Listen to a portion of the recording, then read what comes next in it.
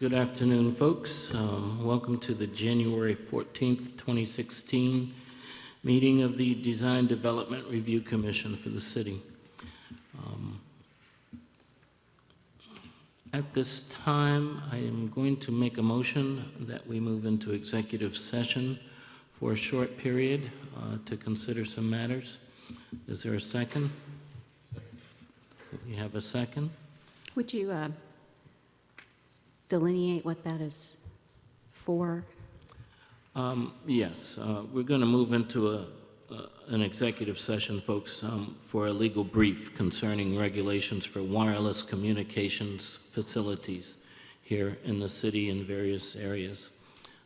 This shouldn't take very long. There will be no decisions made as at the time of the executive session, and we'll come out and then continue the agenda as it's been posted.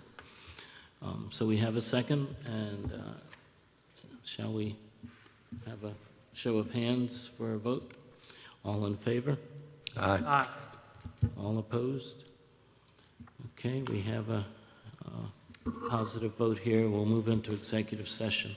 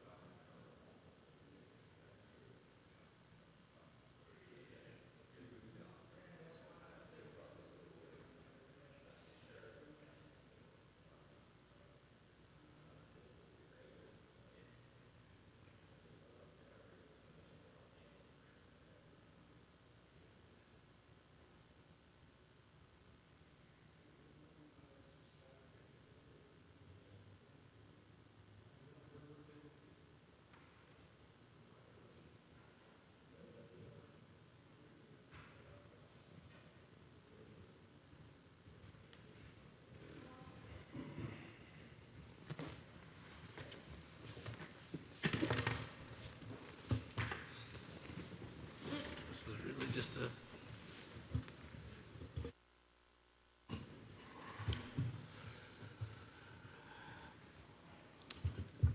Okay, folks, hello again. We are now, make a motion that we have adjourned the executive session for the DDRC meeting of January 14th. Do we have a second? I'll second it. Okay. Whoa. Any discussion? All in favor? Say aye. All opposed? None opposed. Motion passes. We'll now move into a regular meeting. I'm going to call the meeting to order again. This is a January 14th meeting of the DDRC. The commission is made up of volunteers with expertise or interest in historic preservation and design. We generally meet on the second Thursday of the month to review cases. Let me also say here and interject that the executive session, in no way was there any decision made or any motion carried forth during that session. The commission is supported by the city's urban planning and historic preservation staff who are here today. Please let them know if you have any questions, taking care not to impede the proceedings. The meeting generally proceeds with staff calling the case and describing it. The applicant may also come forward to add to the basic description of the meeting or basic description of the request if necessary. If so, please try to keep your presentation to less than 10 minutes. The commissioners will then have the opportunity to ask questions. After this period, I will ask if there is anyone in the audience who wishes to speak for or against the proposal. Audience comments shall be kept to 2 minutes per person. If there is, the applicant will have an opportunity to respond, and this rebuttal shall be kept to 5 minutes. In most of the cases, we will make a decision tonight after all information has been presented. If your case is denied, or if you feel that your decision was made in error, you and anyone with standing have the opportunity to appeal it within 30 days of the decision. And note that all decisions of this commission are based on existing guidelines and ordinances. If you plan to speak about a specific project, you must have signed in the sheet at the back of the room or at the podium. And when you speak, please give your name and address here. Please note that these meetings are streamed live, recorded, and broadcast, so please use discretion with any personal information you choose to share in the course of the proceedings. All motions and decisions are made while applying, all the facts to all of the guidelines. For anyone here who is planning to testify, please stand and raise your right hand. Do you affirm to tell the truth in these proceedings? Very good. Have a seat, please. Will you call the roll now, please? Certainly. Mr. Bachnight? Here. Mr. Gressett? Here. Mr. Herger? Here. Mr. Cohn? Here. Mr. Savory? Here. Mr. Nguyen? Present. We have quorum. Very good. Will the staff please go over the agenda and tell us if it stands? We've had several changes to the agenda since publication. Under the consent agenda, the historic portion, 1635 Main Street and 1637 Main Street, both of which are requests for preliminary certification for the Bailey Bill and approval for exterior changes, have been deferred.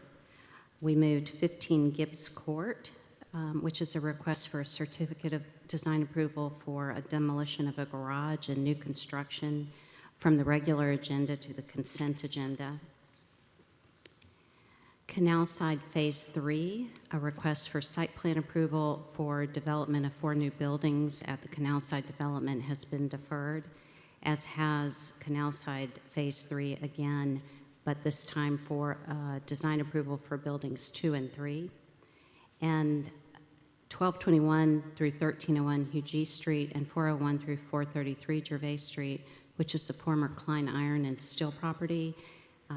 This was a request for approval for new construction. That has also been deferred.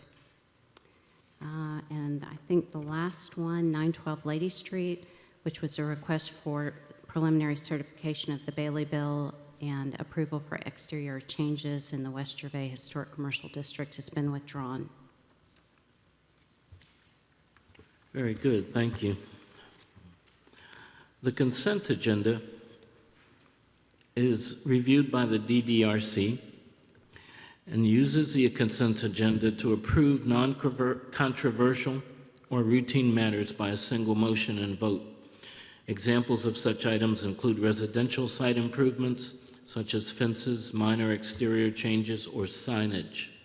If a member of the DDRC or the general public wants to discuss an item on the consent agenda at the beginning of the meeting, that item is removed from the consent agenda and considered during the meeting. The DDRC then approves the remaining consent agenda items.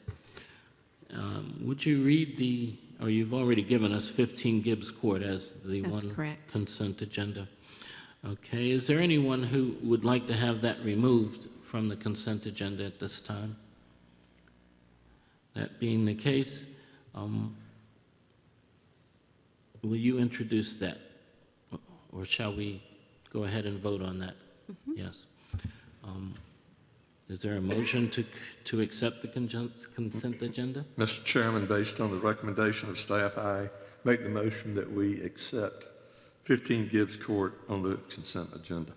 Very good. Is there a second? We have a second from Mr. Powell. Mr. Cohen. Very good. Any discussion? Okay. Will you call the roll for that vote, please? Mr. Bachnein? Yes. Mr. Gressett? Yes. Mr. Herger? Yes. Mr. Cohn? Yes. Mr. Savory? Yes. Mr. Nguyen? Yes. Motion passes. Very good. Will you introduce the regular agenda? First item, please. The first item on the regular agenda is and this is actually some of this preliminary information I'm going to read, but it'll apply to the 5 cases. These are in the public rights of way in the 5 Points Urban Design District. The first one is near 2101 Blossom Street. These proposals are for a certificate of design approval for the addition of a wireless communication facility to an existing pole location. So the city has an ordinance 17283, which provides regulations for the placement of these facilities. Until recently, these have been placed almost exclusively on private property, and the review has been largely administered by staff. The applicable proposals have not, as a rule, had significant impacts on the public realm. Now there are applications for installations within the public right-of-way, as the Certificate of Public Convenience and Necessity issued by the Public Service Commission of South Carolina allows for this placement. The task of this commission is to determine whether the facilities meet the standards below. The entire ordinance has been included in your packet for additional information. So there are 5 standards listed in the ordinance for the DDRC to consider. The first is the proposed facility would emulate an architectural or landscape feature typical of or appropriate to the surrounding area. The second is that the facility would respect and to the extent possible complement the style, height, bulk, mass, material, and color of existing buildings, structures, vegetation, or uses within the surrounding area. Third, the facility would preserve existing vegetation. Fourth, the facility would preserve scenic view sheds. And finally, the facility would respect existing topography, including minimizing the extent to which the facility would be a dominant feature upon a hill crest, ridgeline, or other topographical high point. So this proposal in particular is on the corner of Blossom and Hardin Street. It's currently is a standard wood pole with a Cobra head fixture at the top. The proposal for this facility includes replacing the existing wood pole with a new pole, as the current one is not engineered to handle the load being placed on it. It would add a 3-panel antenna at the top of the pole. 5 conduits would be attached to the outside of the pole, And then there'd be a number of other equipment attached, including 2 remote radio units, 2 wideband quadruplexers, and 2 power supply units. Pardon me. As well, this proposal would include providing a separate remote concrete post in a nearby planter that contains the meter box and the disconnect switch. And there are some drawings here in your packet that sort of illustrate the proposal. The staff recommendation is to approve the request for the facility in the proposed location with a number of conditions. The replacement of the pole be of metal or fiberglass, color and detailing to match the green decorative light poles in the 5 Points district. No conduit or wiring will be attached to or visible on the exterior of the pole. Pardon me. The antenna at the top of the pole will be a streamlined cylindrical antenna, that all other equipment and boxes be located in a remote enclosure, the location and design to be coordinated with staff, that all new poles be the minimum height required to obtain the necessary clearances for the attached utilities, and that all other details to be deferred to staff. And the applicants are here as well to present and/or answer questions. Very good, thank you. Would the applicant like to present, please? State your name for us. Use your mic if you will. Thanks. No. There we go. Okay. Hi. Good afternoon. My name is Ann Brooks. I'm representing my employer on behalf of these applications, Crown Castle NG East LLC, located at 6801A North Park Boulevard in Charlotte, 28216. Crown Castle, as Ms. Statler acknowledged, is a certificated utility recognized by the Public Utilities Commission of South Carolina. And as such, we are seeking to install telecommunications equipment on this existing SCE&G owned pole located in the public right-of-way.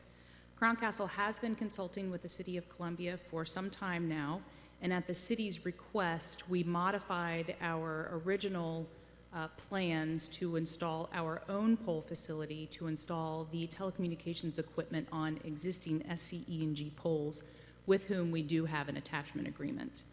Crown Castle is pleased to work with the city on this installation and the others that you'll hear this afternoon, and we will continue to discuss and consider options for equipment installation at the city's preference.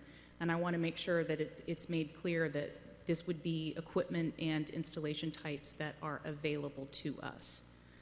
This application requests panel antennas, which provide a more optimal network improvement, which is the objective of this particular installation and the others, is to improve the existing wireless network that is currently covering the City of Columbia, or this area of the City of Columbia. These panel antennas will provide greater control to direct the signal in the areas where it is needed most. The objective for this facility and the others, as I mentioned, is to improve the network because the existing network is getting clobbered by the amount of traffic increase or customer increase on the network. The canister model that is preferred by the city will not provide the same sort of service improvements that we are seeking. So we would prefer to install the panel antenna as requested. Like I mentioned, we will also work with staff on their suggestion of a ground-mounted equipment cabinet, but it must be noted that we are limited by space availability in the public right-of-way. We do need to place our facilities in the public right-of-way as a certificated utility. And some of those limitations will include whether or not there actually is space available in the right-of-way and other factors such as ADA clearance requirements. Furthermore, we are limited to a certain type of cabinet that will house this specialized equipment. So we can't, for example, the cabinet that you see in the picture right there, I believe that's a traffic control cabinet. We would not be able to deploy that particular cabinet, but we'll have a limited number of facilities that we could deploy.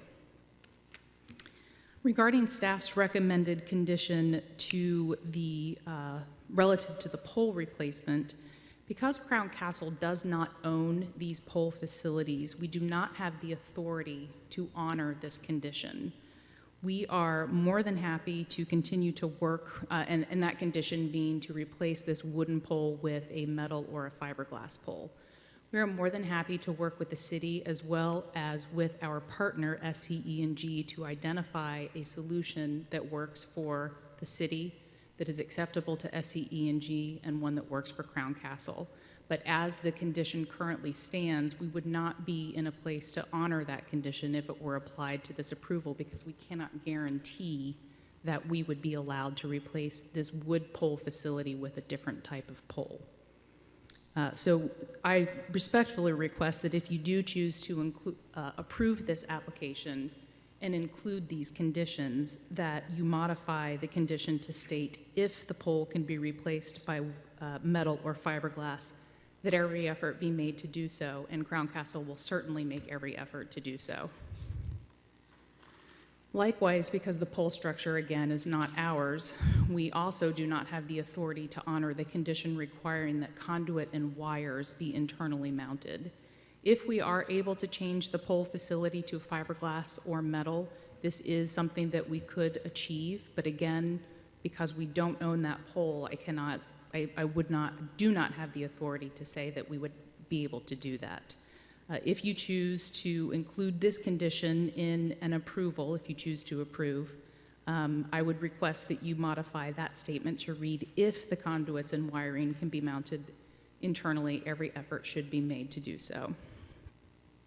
In summary, Crown Castle is absolutely willing to continue to work with the city and staff on the details of the installation, understanding the aesthetic requirements and the aesthetic sensitivities of this district. We respectfully request that you approve this application with conditions that are broad enough to achieve this type of consultation and satisfaction of the city's wishes. We are looking forward to providing improved wireless service in the Five Points area. Again, I want to make it clear that the reason that we are doing this is because the high volume of people that come to this area to shop, to eat, the festivals that you have in the area, existing wireless networks are just getting absolutely clobbered by the demand on service, and this will be a great improvement to the service in this area. We have other facilities in other cities where the networks are just, they're really performing very, very well because of these facilities, and with the increase in wireless phone usage for data, this is going to start to become much more of a critical need. Again, I cannot state enough that we are more than happy to work with the city on the details of the installations, and I'd be happy to answer any questions. Thank you. Any questions? Chad, I have one. Thank you for your presentation. As I look at, you have the antenna, or whatever you may call it, on top, which is fine, whatever shape it may take, but the ground control boxes, what kind of flexibilities do you have in that, and what kind of size in general are they normally, and coverings, and what kind of impact would that have on the streetscape, and how can that be incorporated? Excuse me, are you referring to if we were to house the equipment in a cabinet rather than placing the equipment directly on the pole? Maybe tell us the two options in general terms. What? Okay. So the two options would be to place the equipment on the pole, as you see in this photo simulation. This is a photo simulation. That's all the equipment that would be placed on the pole. The cabinet option is certainly an option that we can explore. We are limited by the number, by the number of cabinets that we have available to us, simply because, again, it is rather specialized equipment that would be housed inside this cabinet. And I believe, Lucinda, there was in the appendix, there's a picture of a pole mount antenna. If you look at the picture in the upper right-hand corner, this is an installation on an existing wooden utility pole. You can see the canister antenna at the top and the cabinet to the side. This is in Jacksonville, North Carolina. The cabinet is about 2 by 4. And again, if this is the city's preference, it is something that we will explore, but there may be limitations at any individual location due to ADA requirements or space in the public right-of-way. Relative to that, I believe I've been informed along the way that these boxes can be placed up to 100 feet away from from the pole. Is that correct? Come on up, come up, come up. You gotta state your name. Yeah, my name is Mike Limno with Crown Castle as well. Hello, Mike. Address 6801 North Park Boulevard, Charlotte, North Carolina. Okay. What happens is the coax that feeds the antenna can be up to 100 feet from the radio. So that's where we get limits on. So depending the size or the height of the pole can change. These are existing poles, so we really don't have a lot of room to work with there. So if the pole's 40 feet, time we go underground and get to that location, the box may only be, 50 feet away. I see what you're saying. So there are some limitations there, certainly. Okay. And some flexibility. Yes, At the same absolutely. time. There's some flexibility there as well. And some flexibility. Absolutely. Right. And I think that's in the terms of the conditions that are attached, if you should approve these applications, is that we don't want to be conditioned into something that we're just not going to be able to achieve, either because we don't have the authorization to do so or there are physical limits. But we are willing to agree to conditions that are broad enough that we would be able to work with staff to accommodate these preferences. Very good. Thank you. Any other questions from anyone on the commission? Is there anyone in the audience who is in opposition to this application? Sir, you step up to the podium, please. Would you step up to the podium and state your name, please? I don't know whether you're asking for approval for this particular location or the ones at 108 Walnut, Hardin. That's the one I came to talk about. Stewart's my name. What's your name, sir? Stewart, and I'm talking about the 1008 Hardin Street. Okay, Mr. Oh. Stewart. At this time, we are taking each one as an individual case, so when it comes to that point, you're welcome to share what you'd like. Thank you. I wanted to make sure. Thank you. Anyone in opposition to this particular case at 2101 Blossom Street?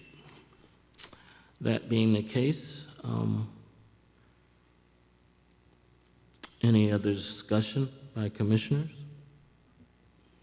Is there a motion on public right-of-way near 2101 Blossom Street? Mr. Chairman, I'll make a motion. I'll make a motion that with regard to the request for certificate of design approval for the installation of wireless communication facilities in the 5 Points Urban Design District and specifically located at the right-of-way near 2101 Blossom Street, that we approve the request for installation of the wireless communication facilities in the proposed location with the following conditions. Number one, that the decision related to the composition of the replacement poles be deferred to staff with the condition that is the strong preference of the DDRC that the replacement poles be metal or fiberglass with color and detailing to match the green decorative light poles in the 5 Points District, and that the applicant undertake every effort to fully vet this possibility with SE&G to include timely setting up a meeting with SE&G representatives and city staff. Number two, that if conduit or wiring can be mounted internally, that every effort be made to do so. Three, that the antenna at the top of the pole be streamlined with cylindrical antenna. I'm sure I just said that incorrectly. Number four, that all other equipment and boxes be located in a remote enclosure to the location and design to be coordinated with staff. Number five, all new poles be the minimum height required to obtain the necessary clearances for the attached utilities. And number six, that all other details be deferred to staff. I'll second that motion. We have motion and second. Is there any discussion? Mr. Bauknight? Yes. Yes. Discussion? No, I thought he was calling for the vote. No, I just asked for a discussion. Okay, is there any discussion? That being the case, will you please have the roll call for a vote? Mr. Botnight, Yes. Mr. Gressett, Yes. Mr. Herger, Yes. Mr. Cohn, Mr. Savory, Yes. Mr. Nguyen. Correct, yes, The absolutely. motion passes. Okay. That will move us on to number 5, the public right-of-way near 720 Pavilion Street. Yeah, again, this is very similar. This is a proposal for the addition of wireless communication facilities to an existing pole location. Really, the main difference on this one and the other ones following is that the meter is mounted on the pole, or the proposal is, as opposed to on a separate post. So I won't read you all the preliminary data again, but that's the location. This one is right next to MLK Park.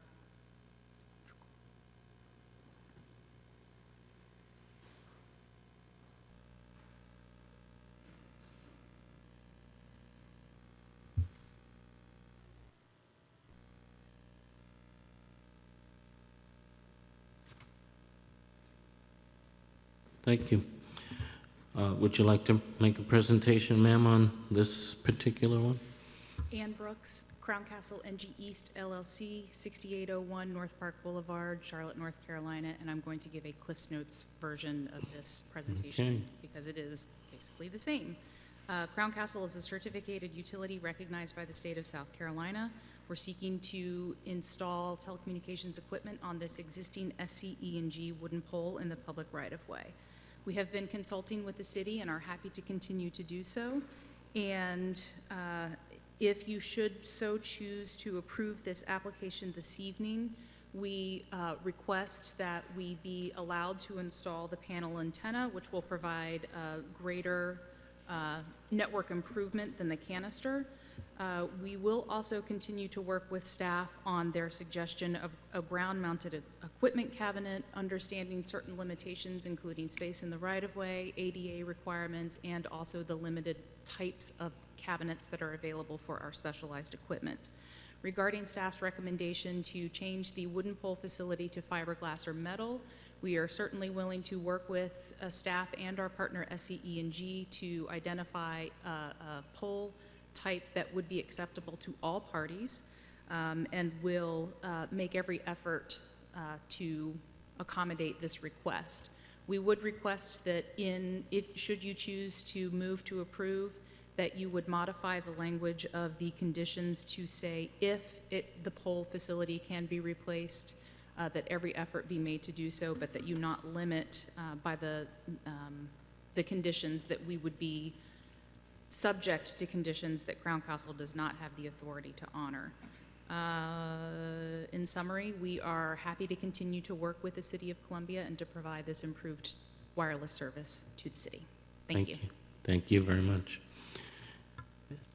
Again, in this instance, is there any discussion or questions by the commission?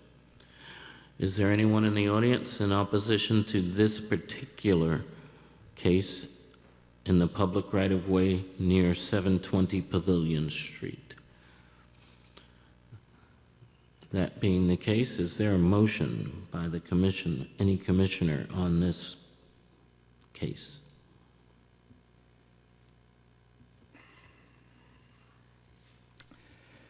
Mr. Chairman, I'll make a motion that with regard to the request for certificate of design approval for the installation of wireless communication facilities in the 5-Point Urban Design District, specifically with regard to the public right-of-way near 720 Pavilion Street, that the request for the installation of wireless communication facilities in the proposed location be approved with the following conditions. That the decision related to the composition of the replacement poles be deferred to staff. The condition that the strong preference of the DDRC, that it is the strong preference of the DDRC that the replacement poles be metal or fiberglass with color and detailing to match the green decorative light poles in the 5 Points district, and that the applicant undertake every effort to fully vet this possibility with SE&G to include timely setting up a meeting with SE&G representatives and staff with the understanding that the applicant is not conditioned to do something that they are not legally able to agree to. That the second condition, that if conduit or wiring can be mounted internally, that every effort be made to do so. The third condition, that the antenna at the top of the pole be streamlined in a cylindrical, somebody help me out here. Antenna, number 4, that all other equipment and boxes be located in a remote enclosure to the location and designed to be coordinated with staff. Number 5, that all new poles be the minimum height required to obtain the necessary clearances for the attached utilities, and that the final condition, that all other details be deferred to staff. Is there a second? Or any discussion? Do we need that? None? Okay. I'm sorry, who seconded? Do we have a second? Okay, we've got a second now. Any discussion? There is none. We'll move to vote, please. Mr. Bachnight? Yes. Mr. Gressett? Yes. Mr. Herger? Yes. Mr. Cohn? Mr. Savory? Yes. Mr. Nguyen? Yes. The motion passes. Very good. So public right-of-way near 720 Pavilion Street has been approved. We'll move to the next, and that is public right-of-way near 1918 Blossom Street. This proposal is also for a request for certificate of design approval for the addition of wireless communication facilities to an existing pole location near 1918 Blossom Street. Here is a photograph of the pole and its current location. And the staff recommendations are the same as before. I'll just mention that since this was written, I've been told that the proper terminology for the cylindrical antenna is an omnidirectional. So if that helps, I think that's actually more proper terminology, so. But this is a very similar proposal with the same type of equipment. And that's pretty much it from staff. Okay, thank you. Would you like to present on this particular case, ma'am? Thank you. Ann Brooks, Crown Castle NG East LLC, 6801 North Park Boulevard, Charlotte, North Carolina, 28216. Thank you again for staff's report. Again, recognized as a certificated public utility, deploying facilities in the public right-of-way. Happy to continue to work with the city and request the same type of conditions. I will not go through all of them again like I did on the second one, but the same thing, that the conditions be broad enough so that we do have the discretion to work with the city, particularly on the items over which we have no authority or ability to agree to in this instance, but rather would be on a location-by-location basis. We also refer to it as a canister antenna, if that makes it any easier. What? A canister antenna. Can handle canister. Because Omni can be peanut, or it can be heart, or it can be Omni, or, that's getting a little too broad, sorry. Okay, so anyway, thank you, and I'll be happy to answer any questions. Thank you, ma'am. Is there anyone in the audience who is in opposition to this particular case at 1918 public right-of-way near 1918 Blossom Street? That being the case, is there anyone willing to make a motion here from the podium or from the commission? Mr. Commissioner, I'll make a motion that with regard to the request for certificate of design approval for installation of wireless communication facilities in the 5 Points Urban Design District, specifically with regard to the right-of-way near 1918 Blossom Street, that we approve the request for installation of wireless communication facilities in the proposed location with the following conditions. Number one, that the decision related to the composition of the replacement poles be deferred to staff with the condition that it's the strong preference of the DDRC that the replacement poles be metal or fiberglass with color and detailing to match the green decorative light poles in the 5 Points Design District, and that the applicant undertake every effort within its authority to fully vet the possibility with SE&G, or to fully vet this possibility with SCE&G, and to include timely setting up a meeting with SE&G representatives and city staff. Number two, that with regard to, or if conduit or wiring can be mounted internally, that every effort be made to do so. Number three, that the antenna at the top of the pole be streamlined, a canister antenna. Number four, that all other equipment and boxes be located in remote enclosure, the location and design to be coordinated with staff. Number five, that all new poles be the minimum height required to obtain the necessary clearances for the attached utilities. And number six, all other details be deferred to staff. Thank you, sir. Is there a second? I'll second it. Very good. We have a second. Any discussion? Move to roll call for vote, please. Mr. Bachnight? Yes. Mr. Gressel? Yes. Mr. Herger? Yes. Mr. Cohn? Mr. Savory? Yes. Mr. Nguyen? Yes. Motion passes. Very good.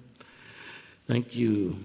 That moves us to the next location or case, which is located at the public right-of-way near 2020 College Street. Would you like to present on this one, ma'am? Once again, this is staff would a present. request for certificate of design approval for the addition of wireless communication facilities to an existing pole location in the public right-of-way in 5 Points. And again, very similar to the ones you have seen. Here's the location on College Street. There's a photograph of the pole. And very similar equipment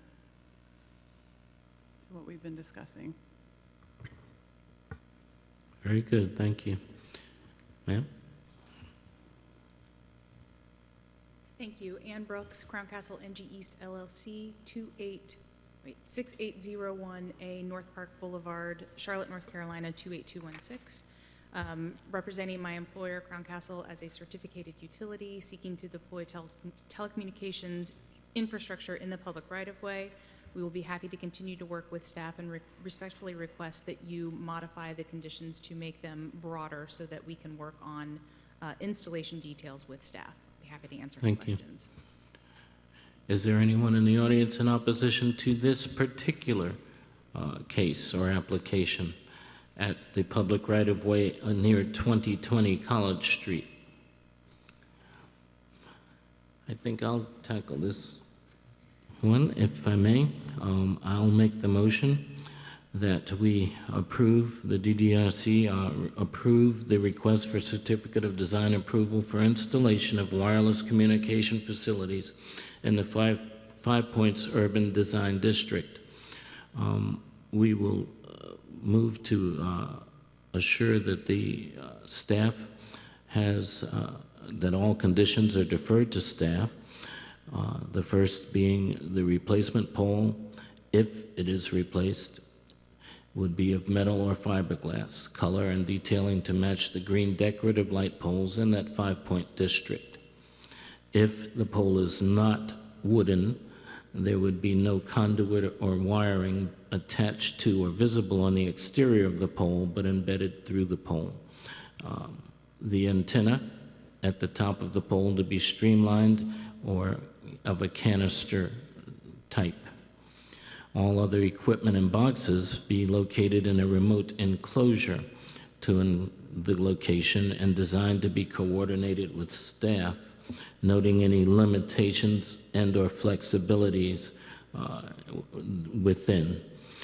all new poles be the minimum height required to obtain the necessary clearances for the attached utilities, and all other further details assigned or worked with staff, and a meeting as well to be explored between SCE&G, Crown Castle, and DDR, or the planning zoning offices. Is there a second? Second. We have motion and a second. Any discussion? Move to roll, please. Mr. Bachnight? Yes. Mr. Gressett? Yes. Mr. Herger? Yes. Mr. Cohn? Mr. Savory? Yes. Mr. Nguyen? Yes. The motion passes. Very good. I think that'll take us to the next case, which is the public right-of-way near 1008 Hardin Street. Indeed, this is your last case for wireless communication facilities at this hearing. This is, let's see, the location is there. This is a picture of a pole. This one is a little bit different. It's an existing, I think it's metal pole, and but the same proposal. The equipment with the antenna at the top, and the staff recommendations are the same. So that is the summary.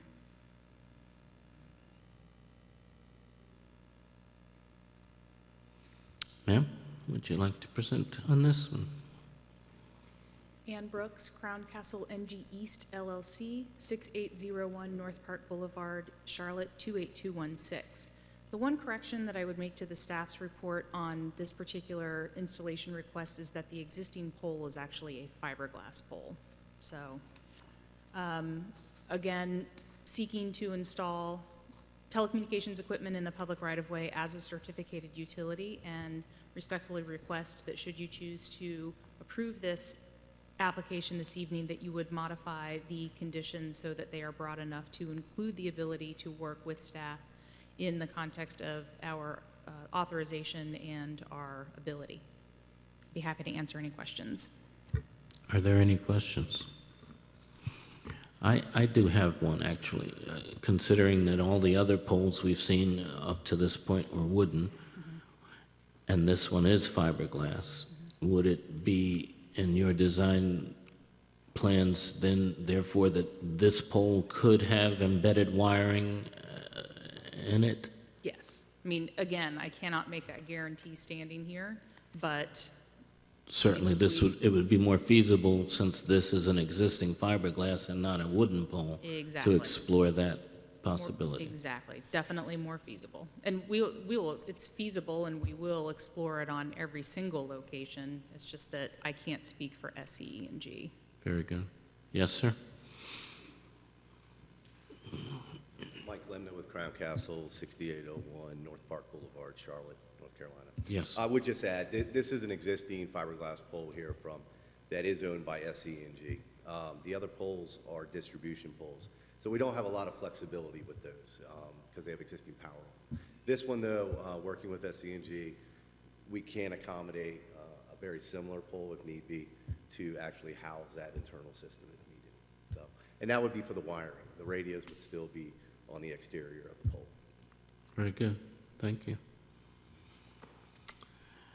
Is there anyone in the audience in opposition to this particular case at the right-of-way near 1008 Hardin Street, sir? State your name again for us, if you would, please. My name is William Stewart. I don't know if you can see the screen, but that's my garden and my home behind there. I planted all those cedar trees back in 1980 since I've been living there. And I request that this be deferred. I have talked to Mrs. Brooks about locating it at a different location across the street. The city has good, right away there that they could put it, or it'd be better if they put it in the corners because that's right slam in the middle of the block. It just may sound crazy to you, but I used a cell phone up to my head. The first time I ever used one, I thought I'd be safe, and I ended up with a blind eye, burns all over my head. I'm very sensitive to this kind of radiation, and destroyed my tympanic membrane. Yeah, I just don't want to be living there close to that stuff. These other poles, I walk by them, I'll alter my route so I won't get near that, but I would request they move that across the street, down the corner. There's plenty of good locations, and I've discussed it with Ms. Ann Burns. She said she'll bring out their engineers and see if we can find a suitable location for their tower across the street or elsewhere. Thank you, sir. Thank you very much. Ms. Brooks, would you like to respond? Certainly. I did speak with Mr. Stewart earlier today, and what I explained to him is that these facilities are designed in such a way to work with the existing network as well as in concert with each other. They're unlike a traditional macro facility or a traditional cell tower facility. There is very limited wiggle room in the location of these facilities in order for them to work appropriately with the designed network. I sincerely doubt that there is going to be much, that there will be any other location in the vicinity. We have been working on this project for quite some time now. We have considered other locations. Again, it was the city's request that we move to, rather than deploying our own pole facilities, that we use an existing pole facility. And this is the most suitable pole facility in the area, again, in order to work in concert with existing facilities. We are happy to work with Mr. Stewart to show him the emissions readings from a facility. We do emissions testing, and we can, I offered to visit Mr. Stewart at his property to talk about the type of equipment that we would deploy on this facility. The equipment itself, the antenna, is of such low power that standing at the ground or even 10 feet away from the pole facility, you wouldn't even be able to get a reading, because these are only operating, they're only going to operate at 5 watts. So the power is going to be incredibly low, and the emissions would not be able to be detected once you are even 5 feet away from the antenna, and that's when you're 30 feet in the air where the antenna is. We do request that you approve this location as planned, and as I indicated to Mr. Stewart today, I'm more than happy to meet with him at his property to talk about the installation. Thank you very much. I have a question for you. All right, at 10 feet, it's 5 watts, or? It's 5 watts. It operates at 5 watts. That's Okay. right.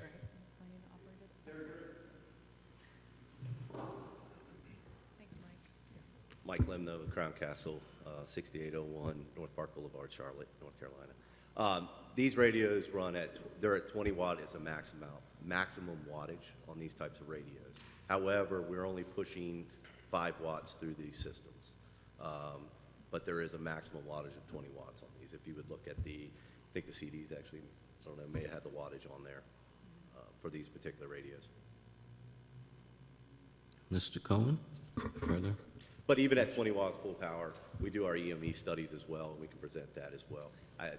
When they're operating, I think it can be up to 5 feet away from the antenna without exposure. That's independent of the power supply? Correct, yeah. Okay. This is strictly through the coax, through the radio, through the coax, up into the antenna and out. Okay. Yes, Thank you. you're welcome.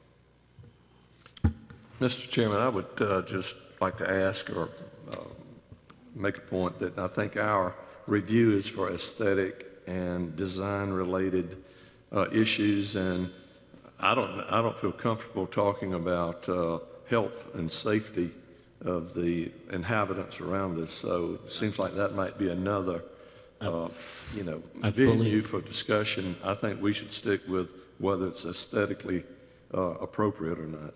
I fully agree with you, sir. And we are going to ask if staff has any further There is input. one point just to kind of support what you're saying. Brian just handed me some information from the FCC that talks about what local governments can and can't review.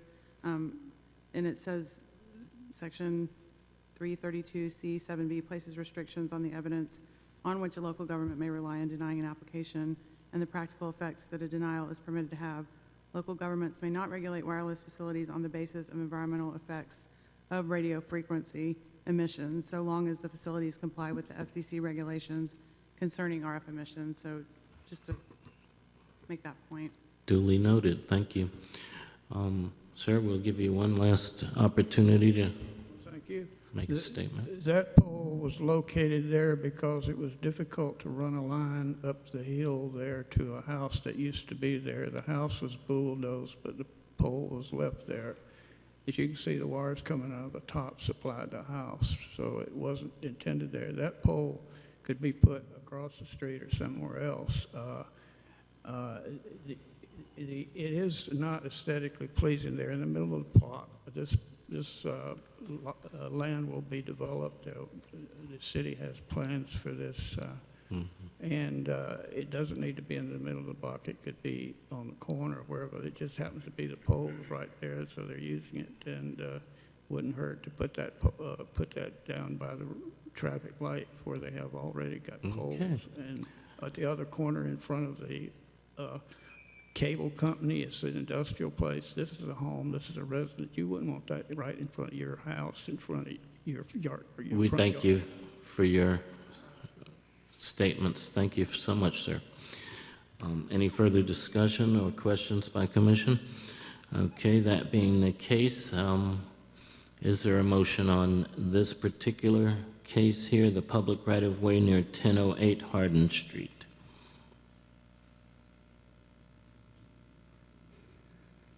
Okay, I will tackle or offer a motion in view of the request for certificate of design approval for installation of wireless communication facilities in the 5 Points Urban Design District, and noting the existing pole location and as well limitations and flexibilities of this application and its installation. I motion to approve the request for installation of wireless communication facilities in the proposed location with the conditions as follows: that if this pole allows, and it being fiberglass, that color and detailing attempts be made to maintain decorative light pole or match the decorative light poles in the district. That if at all possible, no conduit or wiring will be attached inside of the pole and not visible to the exterior. That the antenna be of a cylindrical or canister type. That all other equipment and boxes be located, if at all possible, remotely to the location and designed to be coordinated with staff. And seeing that this pole is of maximum height or minimum height as required to obtain the necessary clearances for attached utilities. All other details deferred to staff. Is there a second? I'll second. Mr. Savory has given us a second. Any discussion? Roll call for a vote, please. Mr. Bachnight? Yes. Mr. Gressett? Yes. Mr. Herger? Yes. Mr. Cohn? Mr. Savory? Yes. Mr. Nguyen? Yes. The motion passes. Thank you very much.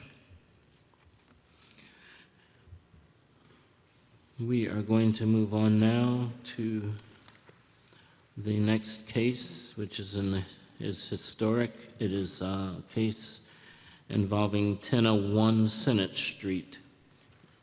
That's correct. It's a request for preliminary certification of the Bailey Bill and approval for exterior changes. This is, as y'all might know, the Central Columbia Fire Station. This is a two-story mid-century building with a brick and travertine veneer. It was designed by Hayward Singley, who is a local architect who designed many structures in Columbia, among them many fire stations. True to its type, the building is very simple and features horizontal bands of windows, 8 entry bays for the trucks. It's very streamlined, somewhat austere aesthetic. It's on the National Register, which qualifies it for consideration of the Bailey Bill. There is a training tower and a garage also on the property, but those structures are not currently under consideration, just the main building. The proposal is to utilize it for multi-use with 4 tenants downstairs and 1 major tenant upstairs with some leftover room for a second tenant who will be housed on the first floor. The first floor space will be divided to allow, as I understand it, 2 bays per tenant, with every other bay being designated as an entry point into the building for that particular business. So the plan is largely for rehabilitation. The exterior of the building will be cleaned. Any repointing necessary will be done. This will be done according to the National Park Service standards. The owners plan to replace the existing roof, as you can see. Oh, thank you. It's a flat roof and needs replacing, so they're going to put down a new insulated TPO system. This, of course, won't be visible from the public right-of-way. New mechanicals will be going on the roof, but they either won't be visible or will be screened. There are existing steel windows in that building. These will be rehabilitated. They plan to use insulated interior storms for energy purposes on the building in order to save the windows. As stated in your evaluation, about 3 windows on the first floor are going to be lengthened to allow for a door entry, although the width of the entries will remain the same. The existing front door will remain. The garage bay doors are aluminum and glass. They have horizontal glass bands, and the doors themselves are in some disrepair, either the door or the mechanics on the interior that allow them to work. Staff's opinion was, given the quality of the doors and given the function of the building, that the really important piece of this is the functionality of those doors to remain in that building. So we discussed with the applicant the removal of those doors, which will not work, and the replacement of those with some doors that will reference those but still allow for what they called a man entry into the actual rolling up door. So I think one door would be just a plain door for a business, and then the second door would have that entry as well as rolling up. There are interior stairs in the building. It's pretty wide open, but there are interior stairs, and the interior stair will stay put where it is next to the main entry, although there is one on in the center, I think, of the building that's going to be moved over to the east side to handle some code issues. So staff is recommending approval for this, conditional, of course, upon meeting the 20% investment threshold, as well as for the applicants to continue to work with staff on the design of the garage doors, for any signage which may be coming down the line, and for any other details which would be outstanding. Thank you. Any questions from commissioners? I have one question, and that is in regards to the tower. Is that part of this? Not at this moment. It is owned, as I understand it, by the company who's acquired this building, but they have no plans for it as yet. It's still under consideration. Okay. Is it also part of the National Register designation?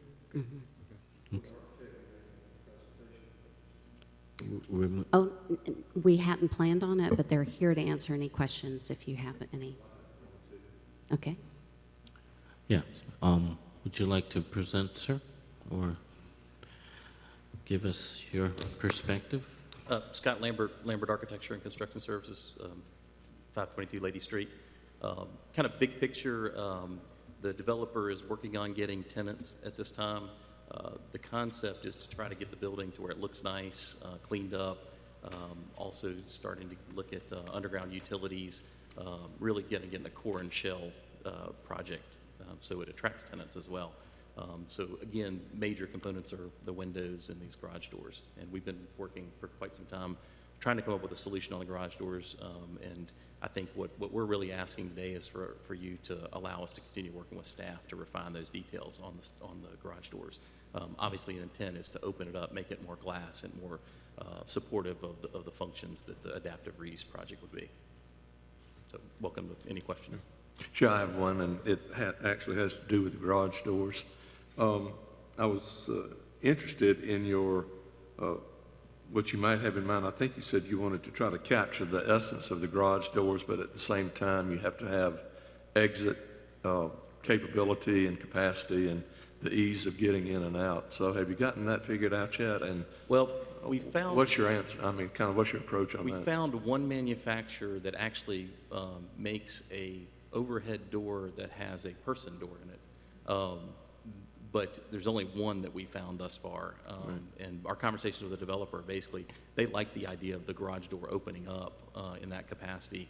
I think it's a question of, can we really get that gymnastics to work technically? There are some limitations on this one manufacturer we found that I don't think they can make them the height that these existing openings are. They're typically like 8-foot doors as opposed to 10 or 12-foot doors. So again, we're still working on that, but the idea is to open it up, make it a lot of glass, and reflect that kind of original, I'll say, garage door aesthetic with horizontal bands, et cetera.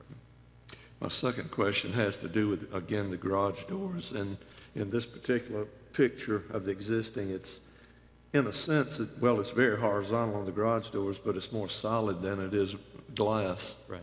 And I would think for your commercial interest or whatever you retail, you really want more glass than you want solid. Correct. Because you want to showcase what's inside. That's exactly right. Have you explored or have you discussed that with Department of Archives and History and what they want you to do for certain tax credits, et cetera? And can you work that out? Yeah, right at this current time, we do not think that the developer is going to seek historic tax credits on the project. When we first started working on the project, we thought that that was the avenue that they were going to pursue, but at this time, they're saying they're not going to do that.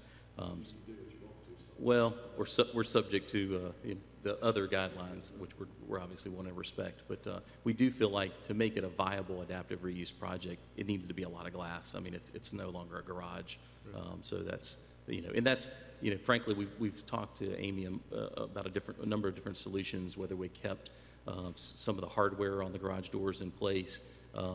They're actually in pretty rough shape, and if we do implement a new garage door, it won't work with the old garage hardware, the overhead door mechanism. So at this time, we're looking at some different options, and again, we're going to continue to explore that as we find solutions for those. But again, the intent is to open it up and make it more glass. And I think you're on the right path. I've run into that before. Sure. And in relation to that, as you move toward more glass in these stores, are you willing to work with staff on the degree of glazing and?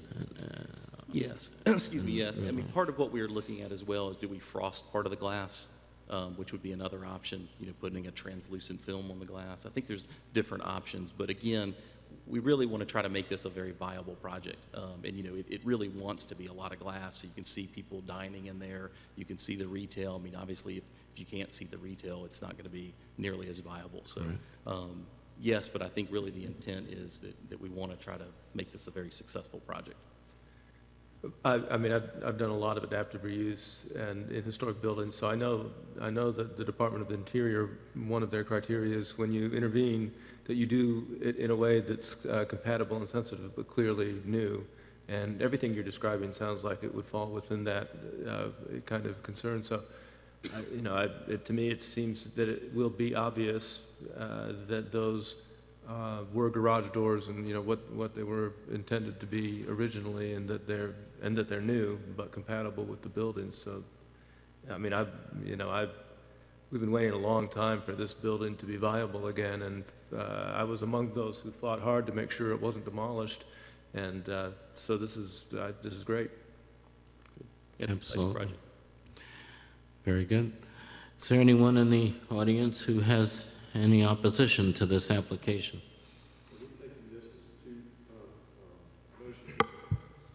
This is going to be two motions, the first for the Bailey Bill approval and the second for design. Is that correct? That's correct.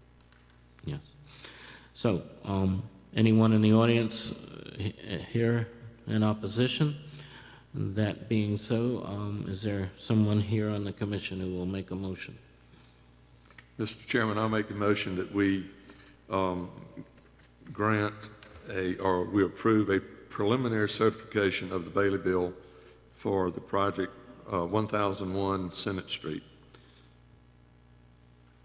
Is- with the recommendations that staff has listed, that the staff to work with the applicants on the design of the garage doors, that the staff will review any replacement materials, that the staff will review the final signage, and that other details will also be reviewed by staff. Very good. Is there a second? I'll second it. Mr. Savory has seconded. Any further discussion? Roll call for a vote, please. Mr. Bachnight? Yes. Mr. Gressett? Yes. Mr. Herger? Yes. Mr. Cohn? Mr. Savory? Yes. Mr. Nguyen? Yes. The motion passes. Very good. Now, that is an approval for the design approval. Is there a motion on the Bailey Bill portion of this project? Was it for Bailey? Okay, then we'll go the other way. Is there a motion for the design approval for exterior changes? Mr. Chairman, I'll make the motion that we grant that we approve a certificate of design approval for the exterior changes for 1001 Senate Street, based on the staff recommendations, to include that they work with the applicants on the design of the garage doors, and will grant the final approval of the design, that the staff review any replacement materials necessary for the buildings, that the staff also review final signage, that other details also be deferred to staff. Thank you, Mr. Gressett. Is there a second? Second. Very good. We have a second by Mr. Horger. Move to vote, please. Mr. Bachnight? Yes. Mr. Gressett? Yes. Mr. Herger? Yes. Mr. Cohn? Mr. Savory? Yes. Mr. Nguyen? Yes. Motion passes.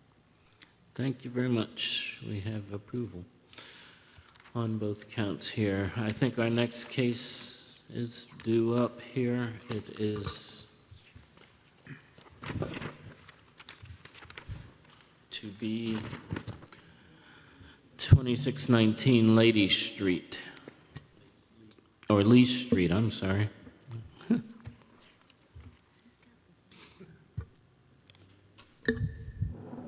Good afternoon. This is a request of certificate of design approval for new construction at 2619 Lee Street for a one-story building with a 612 front gabled pitch roof and a craftsman style. It's located here between these two buildings that are shown on the north side of Lee Street. This is a plat, obviously does not show the property yet, so we will be seeking a site plan from the applicant to verify the location and size of the driveway. But this is the proposed building. Generally, it meets the guidelines with the height, size, and scale. The massing is adhering to the guidelines except for the left side of the house where we are requesting an additional single window and that the fixed square window be turned into two small double-hung windows. These are vinyl windows, it's vinyl siding, which is allowed in this area. Sense of entry, the rhythm of openings are correct with our alterations. Also, the chimney is sided in the proposal, and we are requesting that that become brick to be in compliance with the guidelines. So our final recommendation is that it does meet Section 4A of the guidelines with the conditions that the setback of the house will be in line with the existing adjacent houses, fenestration on the left side be changed to add a full-size window near the front and change a fixed window to a smaller double-hung unit. The chimney will be changed from siding to brick. All elevations shall feature simplified Craftsman window headers and trim. So there was no trim proposed for the side elevations. There was only on the front, but that would be simplified. The front steps shall be constructed of brick and/or concrete, and all details shall be deferred to staff. And I do not believe the applicant is present. Okay, thank, Tell us one more time, what do the red boxes mean? You want to add one window I'm sorry, yes. and change the proportion of the left one? Correct. So the red would be staff's recommendation, which would be an additional window towards the front of the house on the left side, and that the square window be turned into two doubles or some sort of configuration more in keeping with the house and with the neighboring district. And then the bottom two arrows would be the chimney being changed to brick, and then my poor little rendition of trim being added to the windows on the sides. headers and trim, you say, on all those windows? Yes, correct. Currently, there's none proposed on the sides. Okay, Mr. Chairman, I think these are good recommendations, but if the owner isn't here, seems like we're spending money for them, that they need to either say, yeah, we can do that, or Well, the we would be owner- happy to work with these folks, or whatever. I The kind owner of has hate to indicated build they a brick will- fireplace without them being here. The owners indicated they will do a brick fireplace. So that, I'm sorry, this is Jerry Threet's project, and he's not available, so. I think in some ways it would be better to approve this and move him forward instead of holding him up for a month, and then if he has a problem with any of it, he can bring those details back to y'all.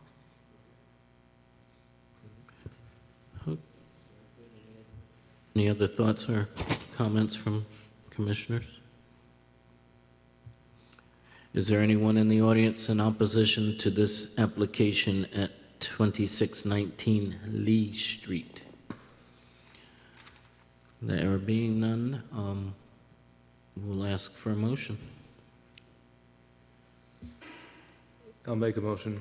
I recommend that we grant a certificate of design approval for the new one-story single-family residence at 2619 Lee Street with the following conditions: that the setback of the house shall be in line with existing adjacent houses, the fenestration on the left side elevations shall be revised to include one additional full-size window near the front and changing the fixed window to a smaller double-hung unit, that the chimney material shall be changed from siding to brick, that all elevations shall feature simplified Craftsman window headers and trim, that the front steps shall be constructed of brick and/or concrete, and that all details will be deferred to staff.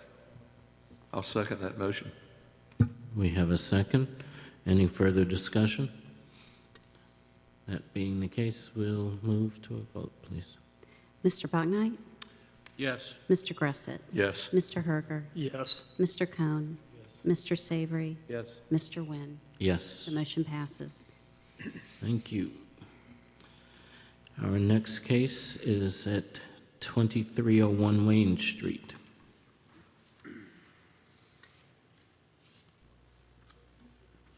So this is a single-family residential structure which falls within the planned unit development, which is immediately adjacent to Elmwood Park Architectural Conservation District.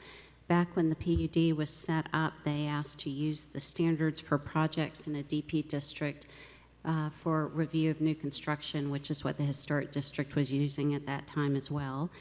So that is part of the development agreement.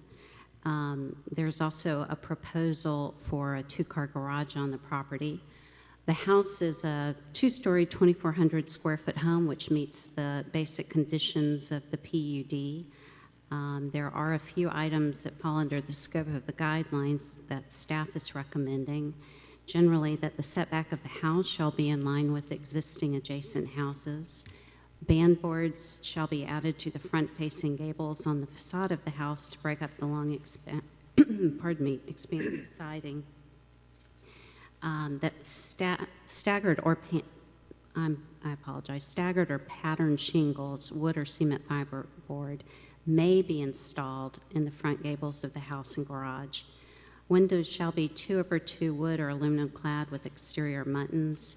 The roof overhang on the left side of the porch shall not extend past the drip line of the main roof.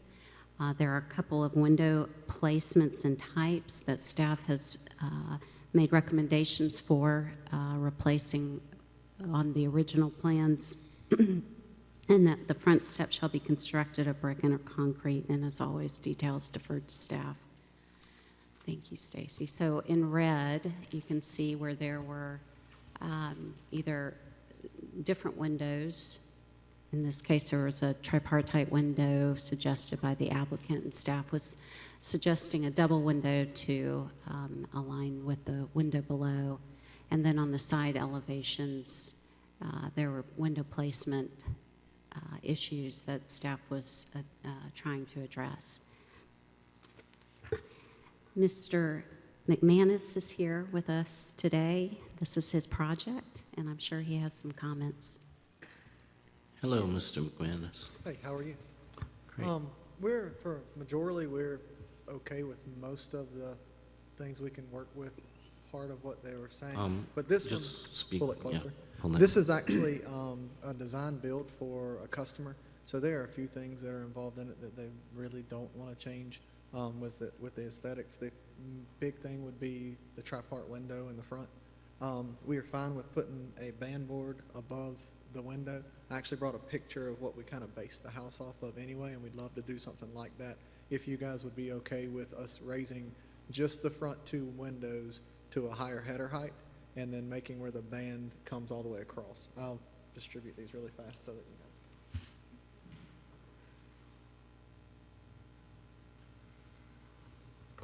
That would be the most amicable kind of change that myself and the to-be owners would be okay with.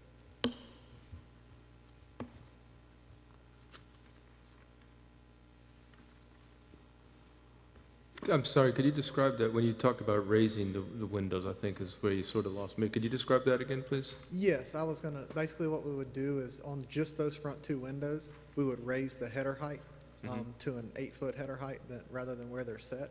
At that point, we would be able to mimic and give the exact look of the picture that you have in I front see. of you, Okay. where that band board would break it up and go straight across the top of the window. Gotcha, great, thanks. So, and then that would break it up. And then we are on a conservative budget as far as with these, so not adding shake and leaving the actual siding above it, but broken up by that in the color, we thought would be more than sufficient to kind of meet the demands of what they were asking. And that was only a sort of, if you wanted to, it could be approved. All right, so we would be fine. Yeah. All right, that's great. So in other words, just painting the clapboard siding as a accent band is what you're, No, at it that would point. actually, it would be an actual, like a 1x10 or 5/4x10 band that the siding would terminate into. Okay. It would run, just like in the picture, it would run Got it. all the way across the headers of the window. It would terminate into it, and the siding would start above it and continue up through the gable.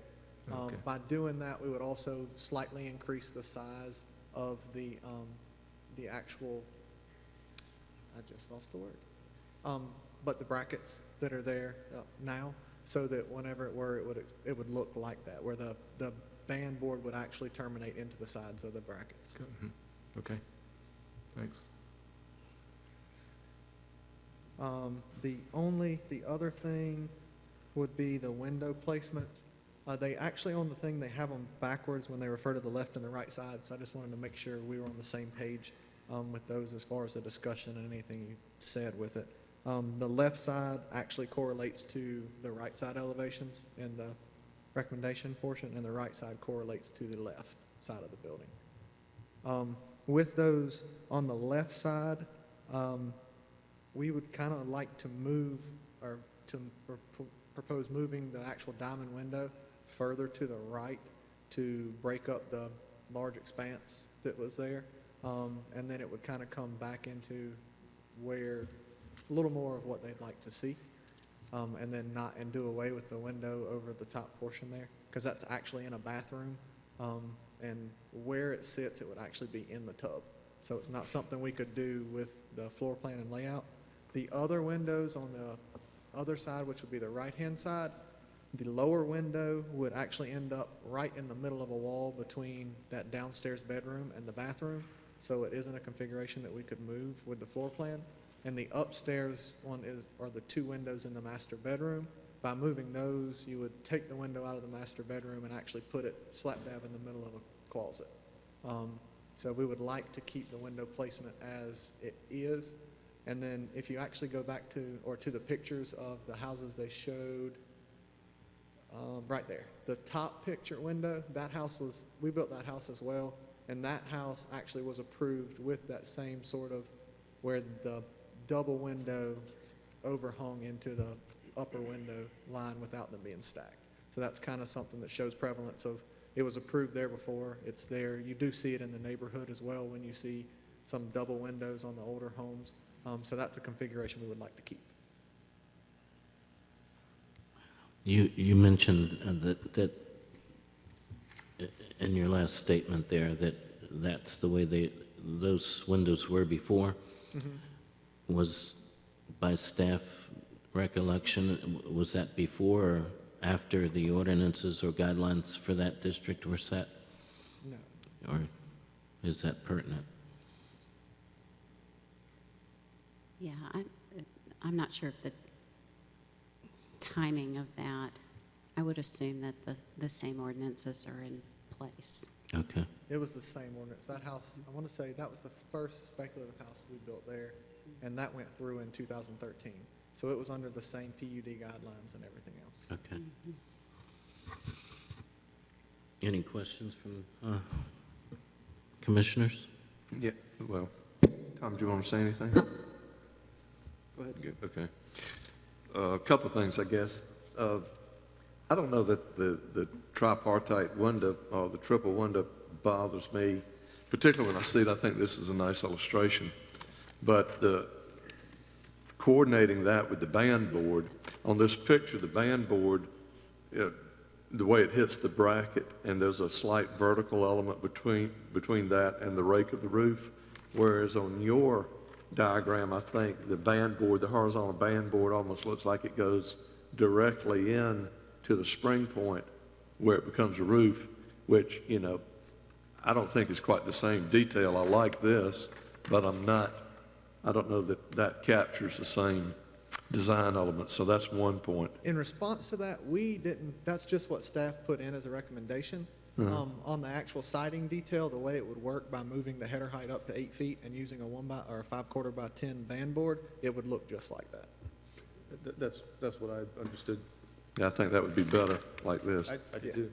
Okay, on the second critique or kind of question point, go to the left side, or I believe it's the side elevation. Again, I think the staff recommendation seems to me like we're trying to get a little fenestration up toward the front of the house, and I think the red window is appropriate. Now, I'm sorry it's in the middle of a tub. I'm just wondering if there's anything that could be done on the plan to accomplish getting that window toward the front corner with some plan modifications. I mean, I think this is a good recommendation by staff, and I'm not particularly crazy about what you do with the diamond window, but I think their recommendation is very appropriate. Yeah, I would agree as far as the fenestration pattern, which is why I was proposing to take that diamond window and move it over the mid portion of the stairwell to break up that large expanse. When you come up there with the floor plan, you would have to completely change and reconfigure the whole upstairs and downstairs floor plan, which wouldn't work because it's actually an open, you come in, there's a foyer right there, and then when you come up the side, that portion of the house, and I can show you on here the floor plan where that actually was, there's a tub that sits there and on that wall. It actually comes in perpendicular there and to the window. So if we could work something out either. We've done some false windows so that you don't have to deal with that on the inside, but we maintain that fenestration pattern on the outside. So we could certainly work with you on that. It's a very consistent pattern in the neighborhood to have more fenestration towards the front of the house. So it would be good to figure out a way to make that work. Yeah, I don't think that just moving the diamond window is going to quite accomplish what they want to accomplish by breaking up that wood siding mass. Yeah, my only rebuttal to that would be that if you actually look at a lot of the houses there and in the district, like from now, they typically want to fill that area more, which is fine, and I agree. I normally wouldn't have any opposition to it at all, except for where the window is. Except for there's more than a prevalence in the neighborhood of a larger expanse towards the front and then a window before it. And actually, I may have a picture, hold on a second, let me see, of an example of that, of a house that I believe we built as well. If they give I don't have a side elevation of it. Actually, I do in the plans though.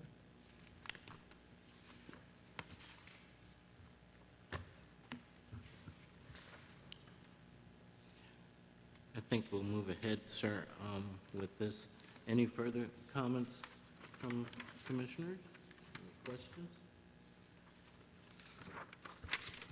Is there anyone in the audience who has any opposition to this application? As you're looking, sir, for this, I guess what we would really like to do at this time is to move on.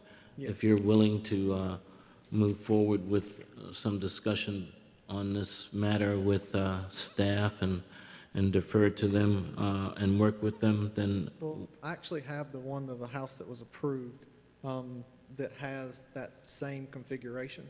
Pretty much the only difference is this house would probably have maybe 10 inches more of a distance between the front of the house and the first window. And it was the house that's actually directly next door to where this house will be built.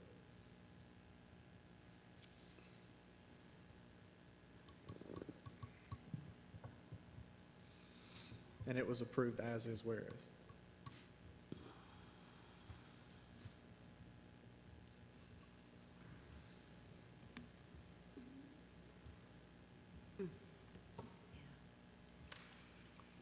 is this a house you guys are familiar with on staff?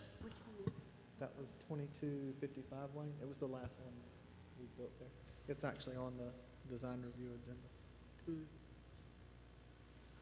Yeah, the TMS has it. Yeah. Yeah. Oh, yeah, I remember this. That house came before, because they came before it was approved, and we built it. I think we started it in January of 2014. We finished in, And then this is the approved, the final design, and you're proposing to move the diamond window roughly at yeah, that location? just like that same Just like this. configuration. The only difference between that one and the one that we have now is that spans between the front of the house and that first single window will probably be maybe a foot. It's probably about 10 inches, but maybe a foot more than what's in that exact picture there. That window? Yes, sir. Yeah, okay. 10 inches? Okay. Yes, that's correct. I would notice that, but you never would. As long as that's okay with you guys. Very nice. Any other thoughts from the commission? There's no opposition. I'm sorry, just ahead. one more time, on the right side,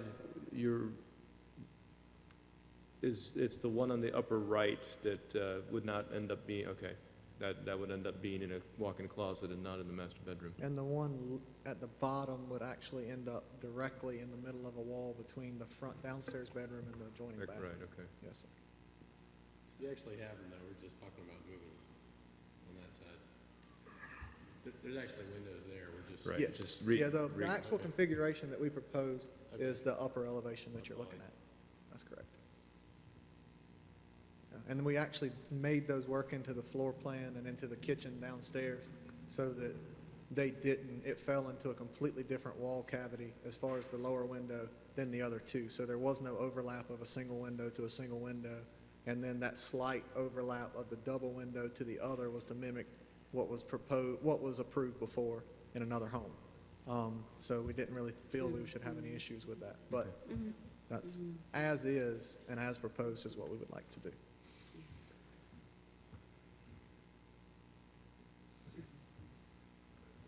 I'll take a shot at it if you want. Okay, Mr. Savory, go right ahead. And we'll see if others agree. Let's see. I move that we recommend granting a certificate of design approval for the construction of a new two-story single-family residence and a one-story garage. Am I on the right one? Yeah, on Lot 7 of the parcel currently addressed as 2225 Wayne Street, with the following conditions: that the setback of the house shall be in line with existing adjacent houses, that band boards shall be added to the front facade gables on the facade, and that the current second-story windows on the front facade be raised to engage those band boards at the 8-foot above finished floor line.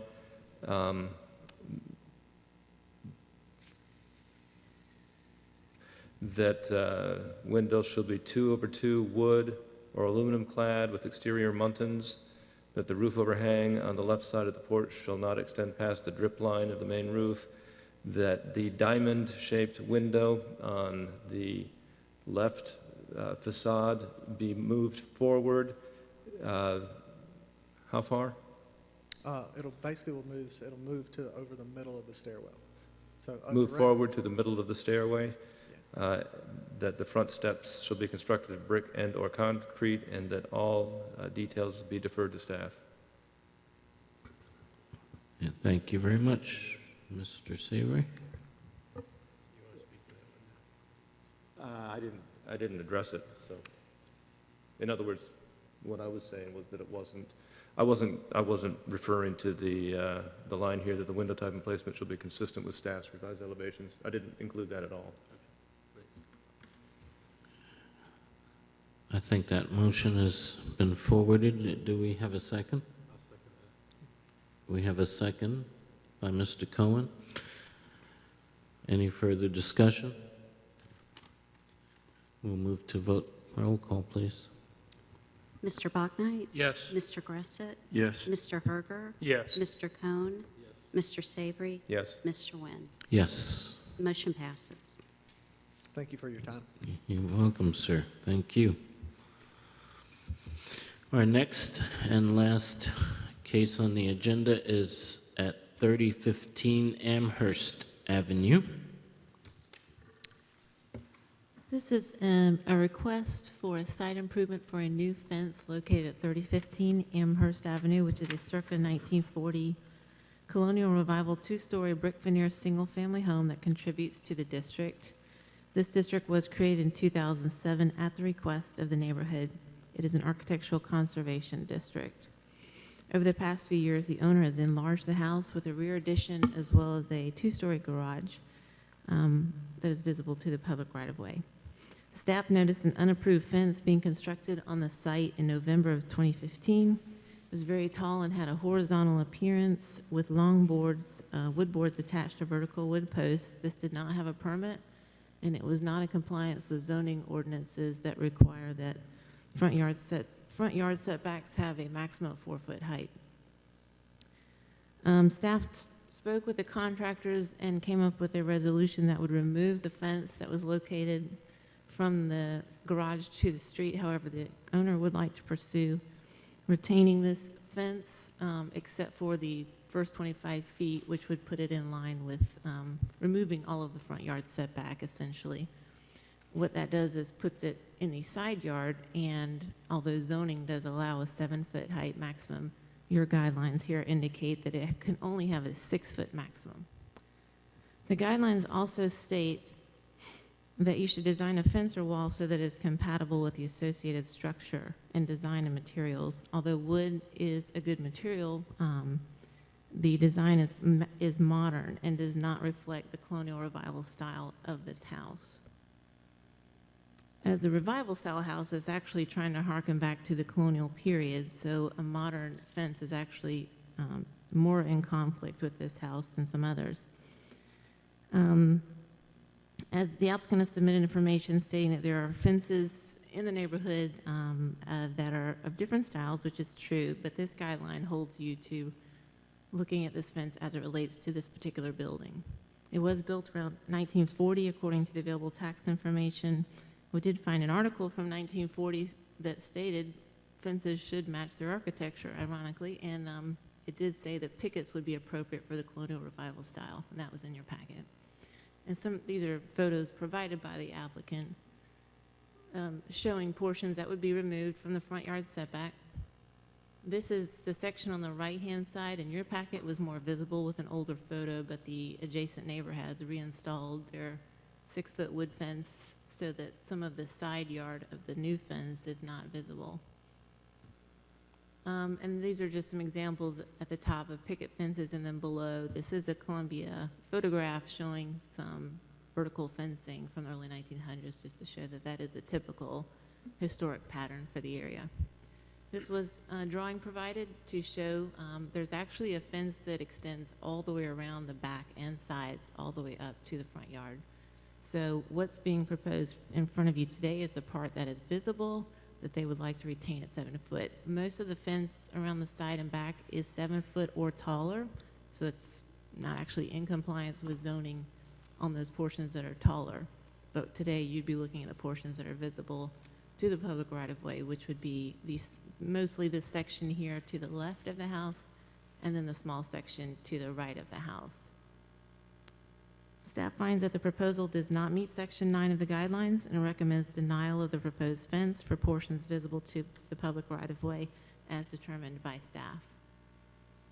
And these are more images provided by the applicant, and they're here to speak if you have any questions. Good afternoon or good evening. I'm Dale Marshall with Architrave LLC. We're the architect for the project, and this is Thomas Jones, who is the owner of the project. As staff noted in their presentation, this is a review of the fence on the rear and side yard at Dr. Jones' house at 3015 Amherst. The DDRC reviewed and approved the garage and the substantial addition about 2 years ago.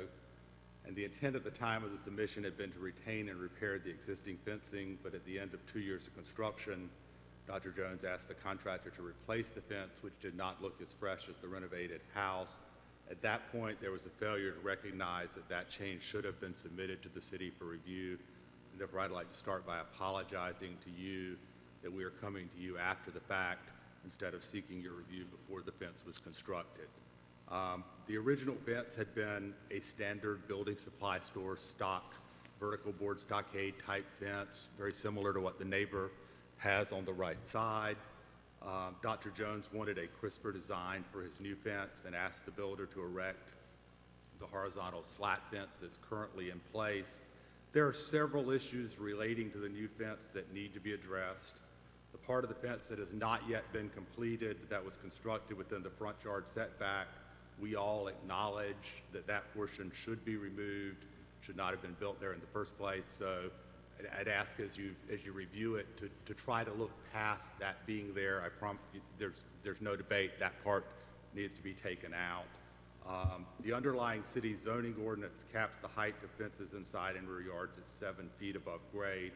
We acknowledge that there are a couple of places where the height may be slightly exceeded and several step locations, and we intend to remedy that defect either by a minor grade adjustment or adjusting the top of the fence down. We recognize that that's a zoning issue and it's not something that you as the DDRC could grant us a variance on under your purview anyway, so we will correct that to be in compliance with zoning. The fence, as constructed, is a wood fence, which is a material that meets the principles and neighborhood guidelines, while the staff's evaluation is that the horizontal design on the portion of the fence visible from the street is not consistent with those found in the block or district. We would like to ask the commission to consider as an alternative that there is not a strong historic precedent in this neighborhood for any particular fence pattern. The horizontal design on the fence does not distract from the historic character of the neighborhood, and it does not obscure significant features on this residence or other residences in the neighborhood. And several of Dr. Jones' neighbors have written letters which were provided to y'all. They're in front of you. So that, we have not heard, Dr. Jones has talked to his neighbors.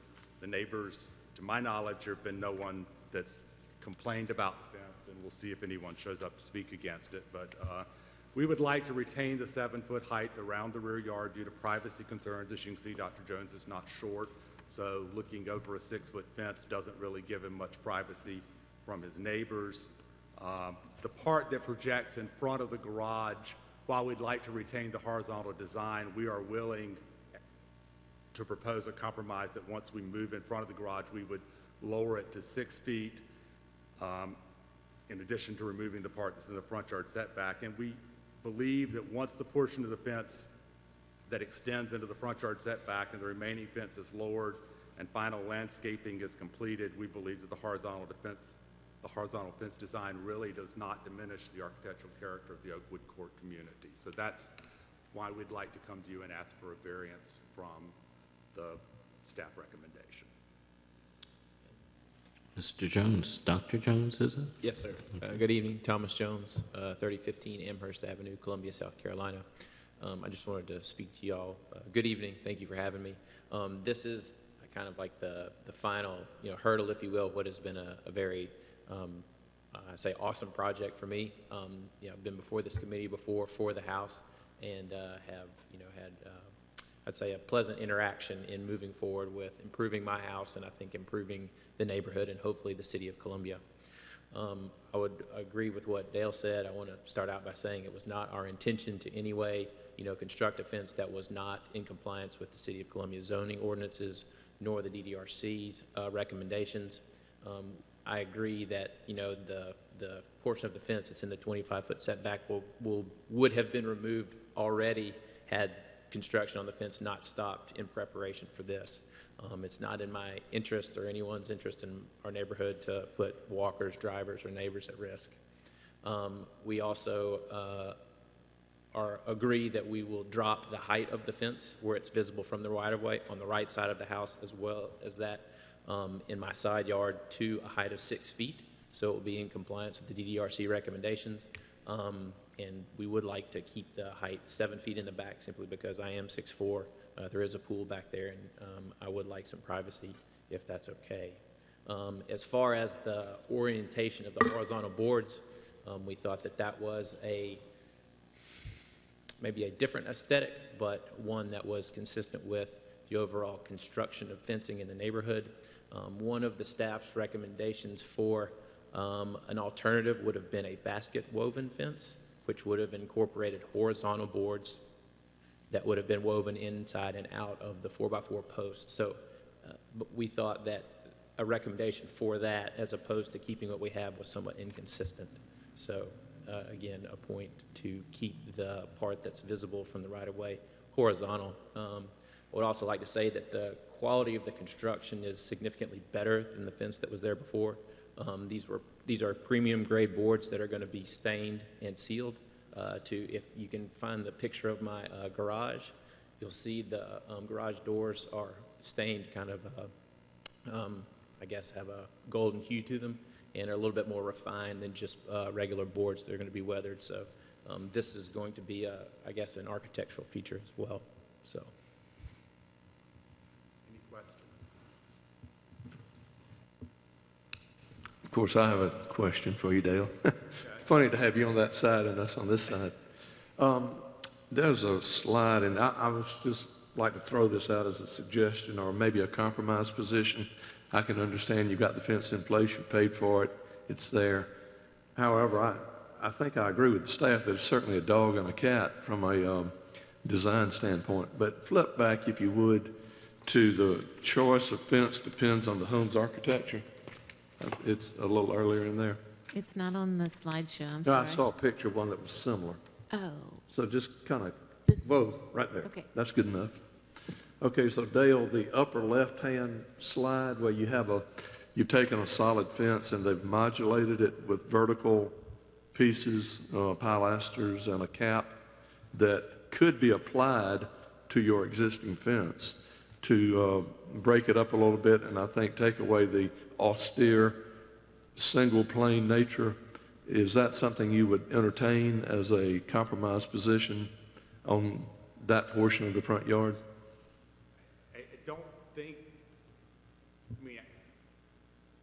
again, ultimately, it's going to be the client's decision as to what they would entertain. From an architectural consistency standpoint, I'm not terribly comfortable with the idea of having one section of fence sticking in front of the garage. It's an entirely different design than the remainder of the fence in the yard. I mean, I will concur with staff that this is a more modern aesthetic, but largely, while we did the addition to comply with DDRC regulations, the house is itself a much more modern aesthetic. I mean, if you see the interior, it's a much different aesthetic than the exterior. We preserve the exterior character to comply with the neighborhood, but Dr. Jones' taste run towards a much more modern aesthetic, and that was what we were trying to achieve with this. And don't feel like, again, clearly y'all have purview and it's a reviewable thing, but this is not something that's taking historic fabric. This is a temporal element in a fence. The landscaping is not completely in place. And as I've said before, sitting on the other side of the table, frankly, I think you could build it a block away with a different fence, and in 6 months ask 1,000 people to drive by, and 995 of them wouldn't be able to tell you what was different. So I don't feel like it's something that's destroying the character of the neighborhood. I would tend to agree that without the finishing of the staining and all, and the landscaping in place, it almost sells it short in the argument. So I think the composition of it is actually sometimes a touch of modern, maybe enhances it in the garage. It kind of blends with the garage that you added, so. Go ahead. I was just going to say that the reason I brought it up was our goal is to have the fence kind of complement the garage doors as a kind of a total picture that you see in the front yard. I'll also point to, you can kind of see it there just a little bit as a turnaround. This was also a compromise that we had worked out on the staff level for the turnaround. Those are actually concrete brick pavers with astroturf, if you will, or artificial grass that were brought in there to kind of break up what was going to be a very, large concrete, somewhat hard or austere structure. And so again, I agree with what Dale is saying. We're kind of seeing the fence in its unfinished fashion. It's not as warm as it's going to be once it's been stained and sealed, and it's not nearly as warm as it will be once it has some appropriate landscaping placed in front of it. Staff would just like to remind you, the guideline is that it would match the existing historic house, not new construction. I was going to make exactly the same suggestion that Ashby made, and part of the dilemma I'm having is that and you acknowledge that it slipped past being submitted for approval, but the problem is, setting the precedent of just going along with allowing mea culpas and moving on after something has been constructed. Once that precedent's established, we had a similar kind of conversation with the folks at Publico. They put up something that wasn't approved, and that's a slippery slope, I feel. And I do think that the integrity of this process is very important. And I also, and of course, Dale, that the style of the interior design of the house is not relevant to what we need to deal with. It's got to do with the exterior design. To me, it seems also that part of the issue is, and I agree again with Ashby, is the matter of scale and rhythm. And I think it's more than anything, I think it's the continuous surface without any breakdown of the scale, any trim that creates a rhythm. And the garage doors do have a breakdown of scale that's different from the fence. So, I do think that they're different. It's kind of, I feel sort of a sense of a dilemma. I don't think it's going to be an ugly fence, but on the other hand, it's not something where there's been an opportunity to approve it. And I do think that staff makes a point that it's stylistically different from the rest of the house, and it is in an overlay district, and that was by agreement with the neighborhood. So I appreciate that some of the neighbors have written letters, and they're good neighbors, they support their neighbor, and they don't personally have an issue with the fence. But at the same time, it is stylistically different from the style of the house, which I think is cogent only because of the fact that it's in a historic district. So I would support the same sort of suggestion of compromise that Ashby put forth in the beginning for that reason. I mean, I know you're an architect of high integrity, and you know this body as well as anybody does, but at the same time, I really can't ignore, those factors as I think about it. Mr. Buckner? This one you're showing where the retaining wall caps show up, it's so horizontal, and then the fence repeats that with horizontal that personally, I could see where that could tie in. When you go to the garage doors, the vertical element on the garage doors, would it be a possibility to repeat the columns? The post, I've got a feeling the back side of the fence is much more in keeping with the other fences, because the vertical element shows up, the horizontal element, does relate to things. So I don't know, would applying a vertical element on the front help staff? Which I think is what Ashby was suggesting. Is that the same thing? Because, yeah, because I really like the horizontal with the retaining wall showing up in that image. The horizontal boards between pilasters. Yeah. But just I think it needs a rhythm that you don't have. exactly.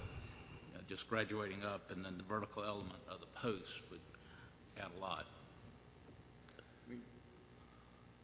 There are obviously y'all as a board have your part to make recommendations and offer guidance, and we would attempt to follow that. I mean, one possibility is simply to terminate the fence in front of the garage and go to a landscaped hedge or something like that forward of the garage, or we could make a different fence design, but I think the client and we as architects are a little concerned about getting too much of a difference in terms of what you see on one side.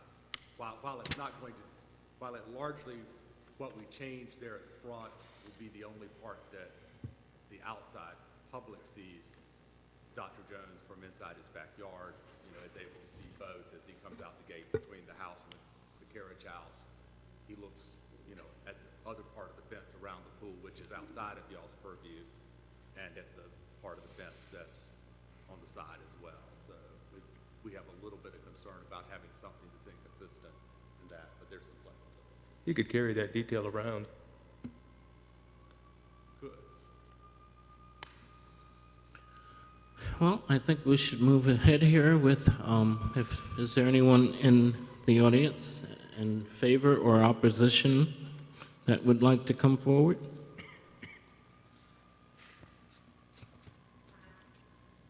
I'm Elisa Nash.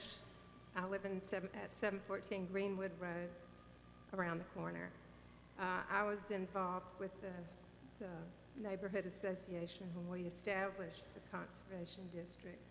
Since then, a lot of those neighbors have left or died, and we have a lot of new people moving in, which is wonderful for the neighborhood. The house looks wonderful, except for the fence. I really think the vertical fence is, the horizontal fence is my objection. It's so long and separate from the house, and it's just jarring when you walk down the street. Of course, it will change when it is finished and landscaped.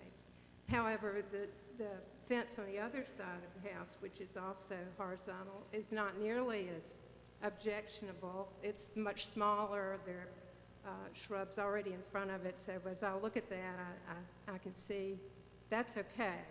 But the long fence, it just, I walk by and I think, oh gosh, this doesn't look right. This doesn't fit into the neighborhood.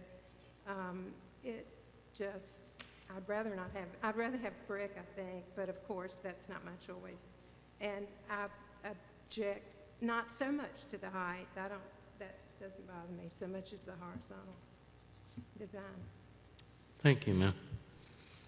Is there any rebuttal, sir? Or Ms. Dale? Thank you very much. Any other comments from the commissioners? That there being none, is there a motion on this particular case? 3015 Amherst Avenue. Mr. Chairman, I'll make the motion that we deny the certificate for design approval for 3015 Amherst Avenue based on the staff's recommendations that they find that it does not meet the Section 9 of the guidelines, of the design guidelines. Thank you, Mr. Grasset. Motion's forwarded. Do we have a second? Second. Second by Mr. Savory. Any further discussion? Is it possible for a solution to be handled through staff? Staff can by right work out fences. That's within our purview, so if they want to bring back something that keeps with the guidelines, we can always approve that at staff level. But if you would like some alteration of this design, then you would need to make that in your motions. Could we? Well, we're going, Because this, let me answer that for you. I think what we'll do is we will entertain a denial or reversal of this current motion at this point. Entertain, is that correct, staff? Well, we've had a second of your motion at this point, so we need to deal with this current motion at this point. I'll refer to, Yeah. or you can vote on, You can amend the motion if you'd like to. vote to amend them. okay? Yeah. You can, I think you have to vote to amend the motion that's on the table. Correct. And then make the amendment. right. So is there a motion to amend this motion, which has already been seconded? So moved. Okay, Second. I have a second on that. Vote, all in favor, say Aye. aye. Okay. We will now accept an amended motion. Before I make the motion, let me just try to clarify the intent of the motion. We want to deny the design as presented tonight, but with the option that Dale, that the architect and the owner can meet with the staff and try to reach a reasonable compromise without starting over. And so that's going to be the intent of my motion. Staff does not find that clear enough because staff has already stated that this is not meeting the guidelines. Staff does not find that clear enough because we've already reviewed this fence and they're appealing our decision to you. So we've already reviewed it and said it does not meet the guidelines. So if you don't have any parameters to where our compromise should meet, which there's no compromise listed in these guidelines that staff can adhere to. So you will either need to outline that compromise or deny this fence so that staff has some parameters to work in.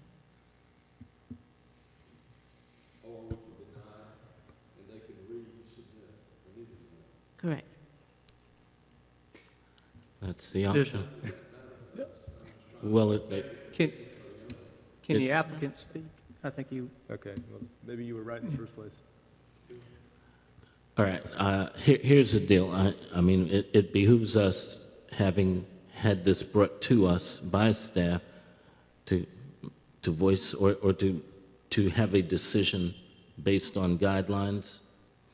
The guidelines have clearly been stated here, and the petitioner always has the option of coming back with an additional application at any time. I'm going to ask now for a motion on this application based on all facts as presented and the guidelines as they are established.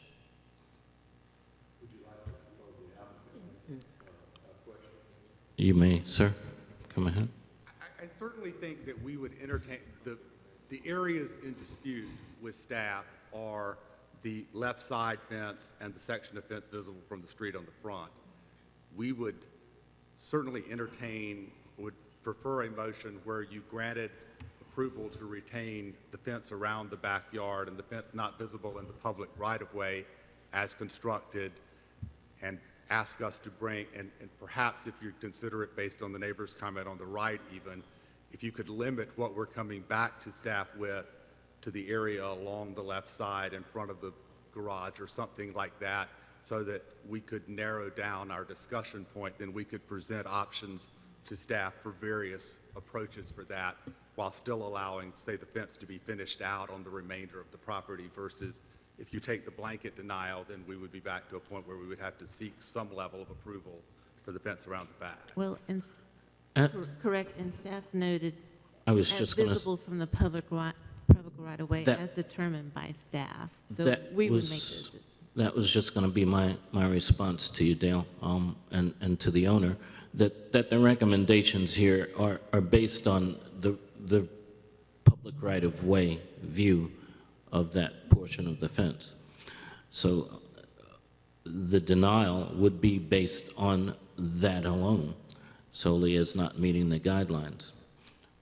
We can... We actually have a 7-foot fence and a 6-foot, so there is a request for a variance for the height on the back. Well, but staff is indicating that they're considering that not visible from the public right-of-way. Okay, I just want to make, Thank you. And you guys are actually in the middle of a motion, so. Thank you. We have a motion. That motion, we had a motion, it was amended. Mr. Gressett, what is your current motion? Would you restate it, please? I'm asking, we've already amended the first motion. We're going to your amended motion now at this point. Correct me if I'm wrong, I don't think you ever got to the point where you actually said what the amended motion was. Correct. So that's, That's what I'm asking yeah, for. so.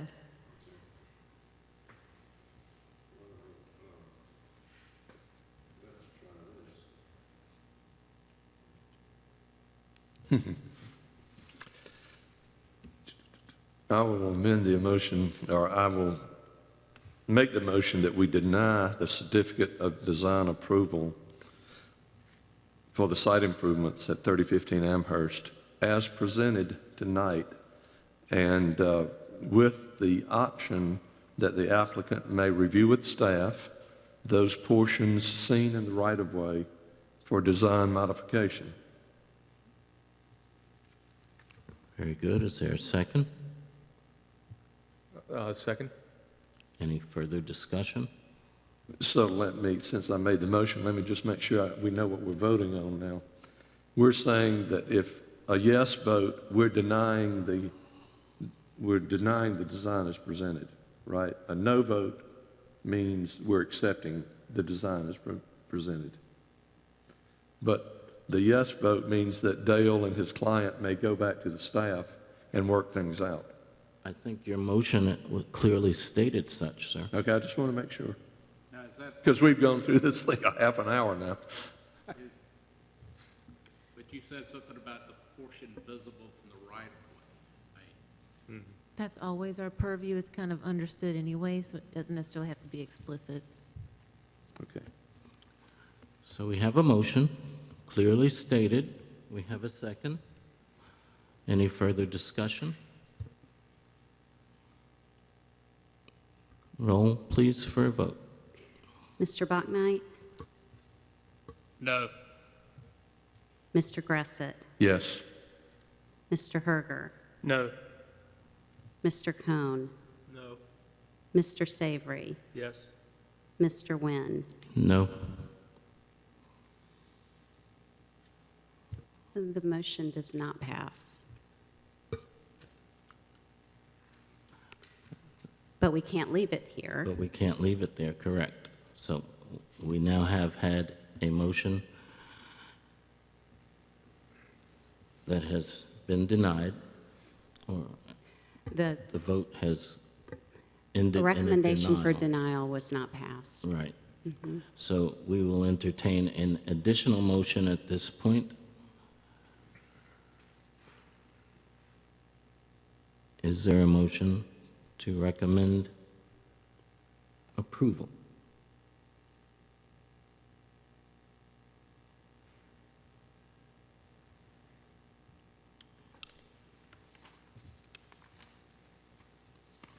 Okay. I will go ahead then and offer a motion. Considering all the facts and all the guidelines, and in view of the recommendations proposed for the portion of the fence that involves or that is visible to the public right-of-way as determined by the staff, and in consideration of the Architectural Conservation District of Oakwood Court, I motion that the application for certificate of design approval for site improvement with this fence, which, as I'll note, was constructed without permit or prior approval, be denied.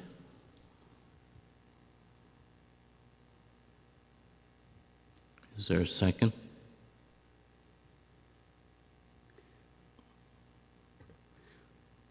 I believe that's what we just voted on.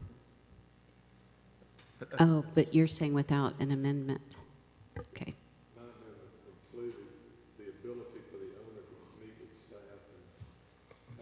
Okay. Is to deny. Based on guidelines and facts and so on, yes.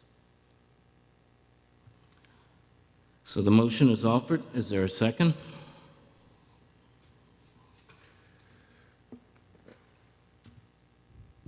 I think for the sake of voting, I'll second it. Okay, we have a second. Any further discussion? Call the roll for vote, please. Mr. Bachnight, No.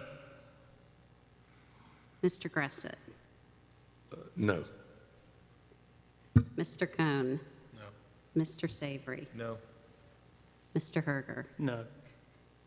Mr. Nguyen. Yes.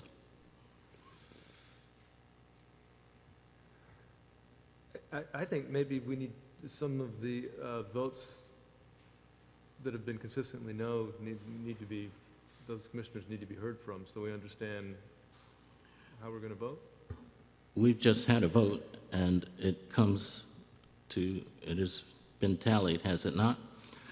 We do have, each commissioner has had the option to voice in the discussion what their supportive thoughts and guidelines or considerations are. We've had a vote, we had a motion, a second, and a vote. Would you please tell us what the results of that vote are? The motion did not pass. 4 noes, 1 yes. 5 noes, pardon me, 1 yes. Okay. So from the staff's point of view, where does that leave us? Can we discuss? We can certainly You have, can certainly discuss. entertain and open a new discussion. Go ahead, sir. Or those, I feel that my no vote is that I find what you presented to be adequate for me. I don't know if anyone else is voting no for that effect. Speak into the microphone. My vote for no is that I found Dale's proposal to be sufficient for me to approve In keeping- the applicant's request. I didn't know if anyone else was voting no to that effect, or if they were voting no because they just didn't agree with the motion itself. If y'all could keep your comments directed to the guidelines, that would be a helpful thing for the Okay. discussion. I would agree with that, and I would say that I think compromise to bring it down to 6 feet would fall within the guidelines. Otherwise, I don't find the fence to be, and I find it in keeping with the guidelines. It's obviously subjective, but that's my opinion. My feelings are, looking at the guidelines and the spirit of the design, I think it's inappropriate and a conflict with the existing neighborhood and the style of the house. I appreciate the removal of the front 25 feet, or whatever it is, the portion, the dotted box. I think that's good. You're going to do that. I think that it needs some more rhythm and to modulate the design more. And so whatever guideline that comes under is why I denied the second motion, but offered the first motion as a compromise solution.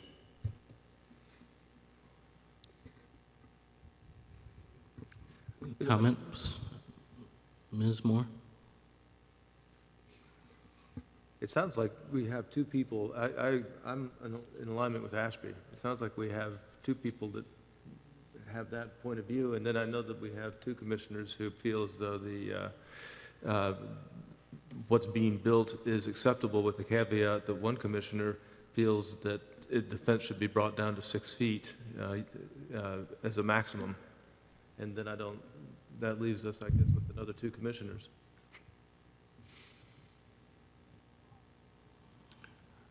I'm looking to staff for your hesitation I can see in your voice, in your Right. face. Clearly, staff has made a recommendation that we feel like is in line with the guidelines, and the current fence, while, personally, I like it very much myself, the style of it, I don't feel like it meets the guidelines for this particular house. And I think where it becomes difficult for staff to try to work out a compromise is that sometimes we can go back and forth indefinitely with an applicant without real clear assistance from the DDRC. Now, Mr. Marshall, it may be a different story, may be able to work with him. But, I don't know if that's I don't know if we'll be able to get to a place that we feel like it actually would meet the guidelines. We might get closer, but So that's let me what I'm ask this struggling question. with. If the current motion is a denial of the design based on Bob's, so what's the next step? You can either tear it down, or Dale can come back with a new drawing and say to staff, we'd like to resubmit this modified design, and that would happen next month. Is that Well, right? We have another option. I mean, we could try to work with Mr. Marshall and get a design, and if staff can't support it, then yes, we could bring it back to you once again.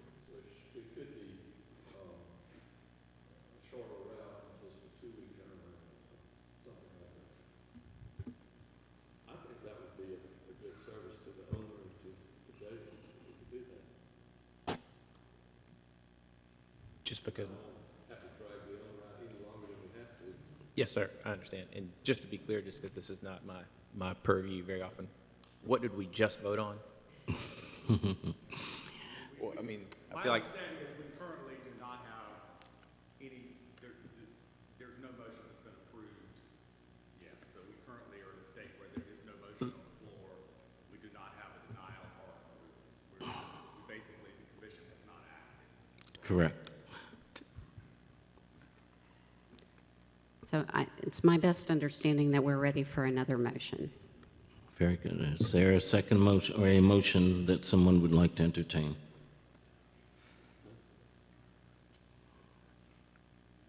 I'll make a motion that we grant the certificate of design approval subject to the conditions that the portion within the 25-foot front setback be removed, and that the fence along the right side of the house, which is visible from the public right-of-way, not exceed 6 feet in height. I'll second that. We've got a motion and a second. Any further discussion? So did Mr. Herger's motion not include any texture or other treatments to it's just a modification of the height on the right? That is not, those And are a not, shortening of the fence on the left? on the He's- right, but yes, correct. So this is the right side, Okay. but And- he did and- not include the left. To be clear to the board, we are planning on dropping both sides 6 feet, so it's consistent. Okay, so we have a motion and a second. We just had some discussion. I'd like for you, for clarity, Mr. Horger, to restate your motion in clarity, please. I will make a motion that, with regard to 3015 Amherst Avenue, that the request for certificate of design approval for site improvements be approved with the condition that, two conditions, that, number one, the portion of the fence that is currently within the 25-foot front setback be removed, and the second condition being that the fence along the right side of the residence, which is visible from the public right-of-way, not exceed 6 feet in height.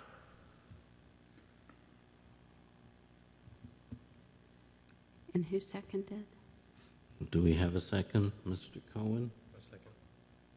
You got to speak into your mic a little bit, please. I did, we're not, okay, I second it. Thank you, Mr. Cohen. Any further discussion? Roll call for vote, please. Mr. Bachnight? No. Mr. Grasset? No. Mr. Cohn? Yes.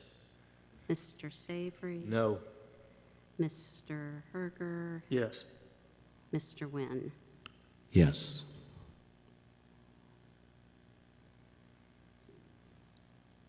We have a 3-2 vote in favor of the motion. Oh, I'm sorry. I apologize. I missed one. We have a 3-3 vote. Okay. We are at an impasse.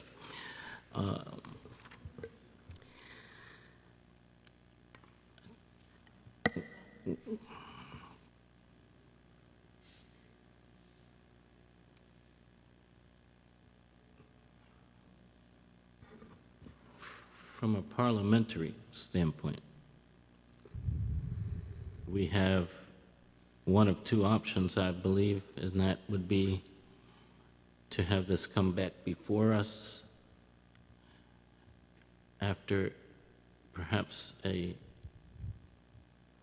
opportunity to discuss with both the architect and the homeowner in a subcommittee and see what compromises can be worked out. Would that be amenable, you think, to Although, staff?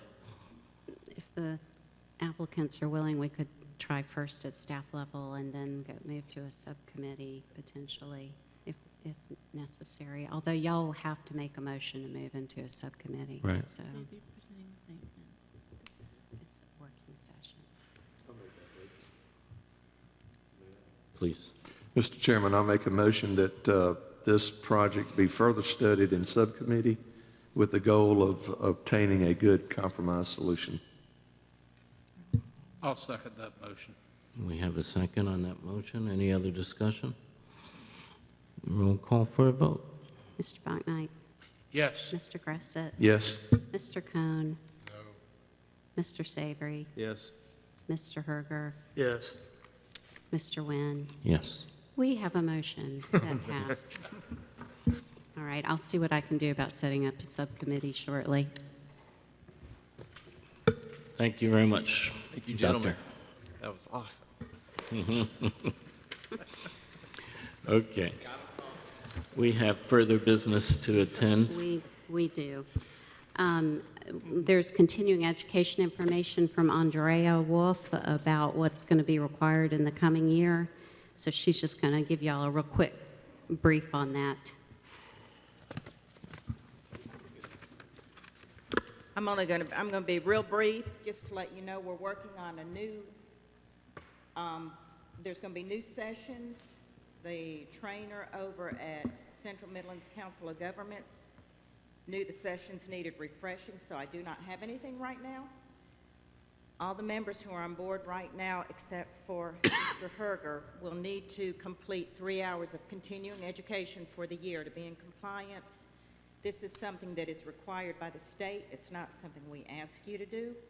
And it's very important, this, if you don't comply and get your hours in within the year, you cannot sit on the board, because we could be challenged in a legal matter. And that's why it's really important that it has to be done.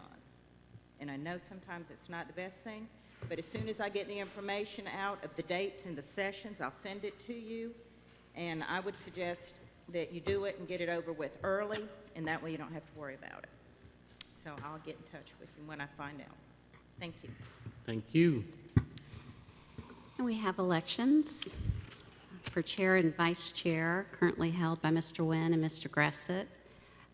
So depending on how y'all wish to run things, I have blank sheets of paper for ballots, or however y'all can do a hand vote. It's whatever y'all would like to do, and I'll let you take it from here, Mr. Nguyen. Take it where? I'd like to renominate Mr. Nguyen as a chairman position. Second. I accept the nomination. Well, I'm not so sure at times, but I will accept the nomination if you guys feel that that's what you'd like. Sure. I think you probably should. Mm-hmm. Aye. All right, how about vice chair? Mr. Gressett, do you wish to continue to serve? Oh, I was about to nominate Mr. Gressett. But it doesn't matter. It's whatever serves the board, the commission. I'm not sure, but yeah, you're the one closest. Actually, I've got terms here.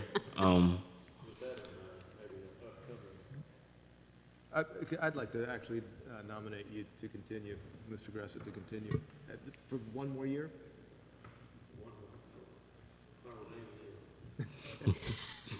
Okay.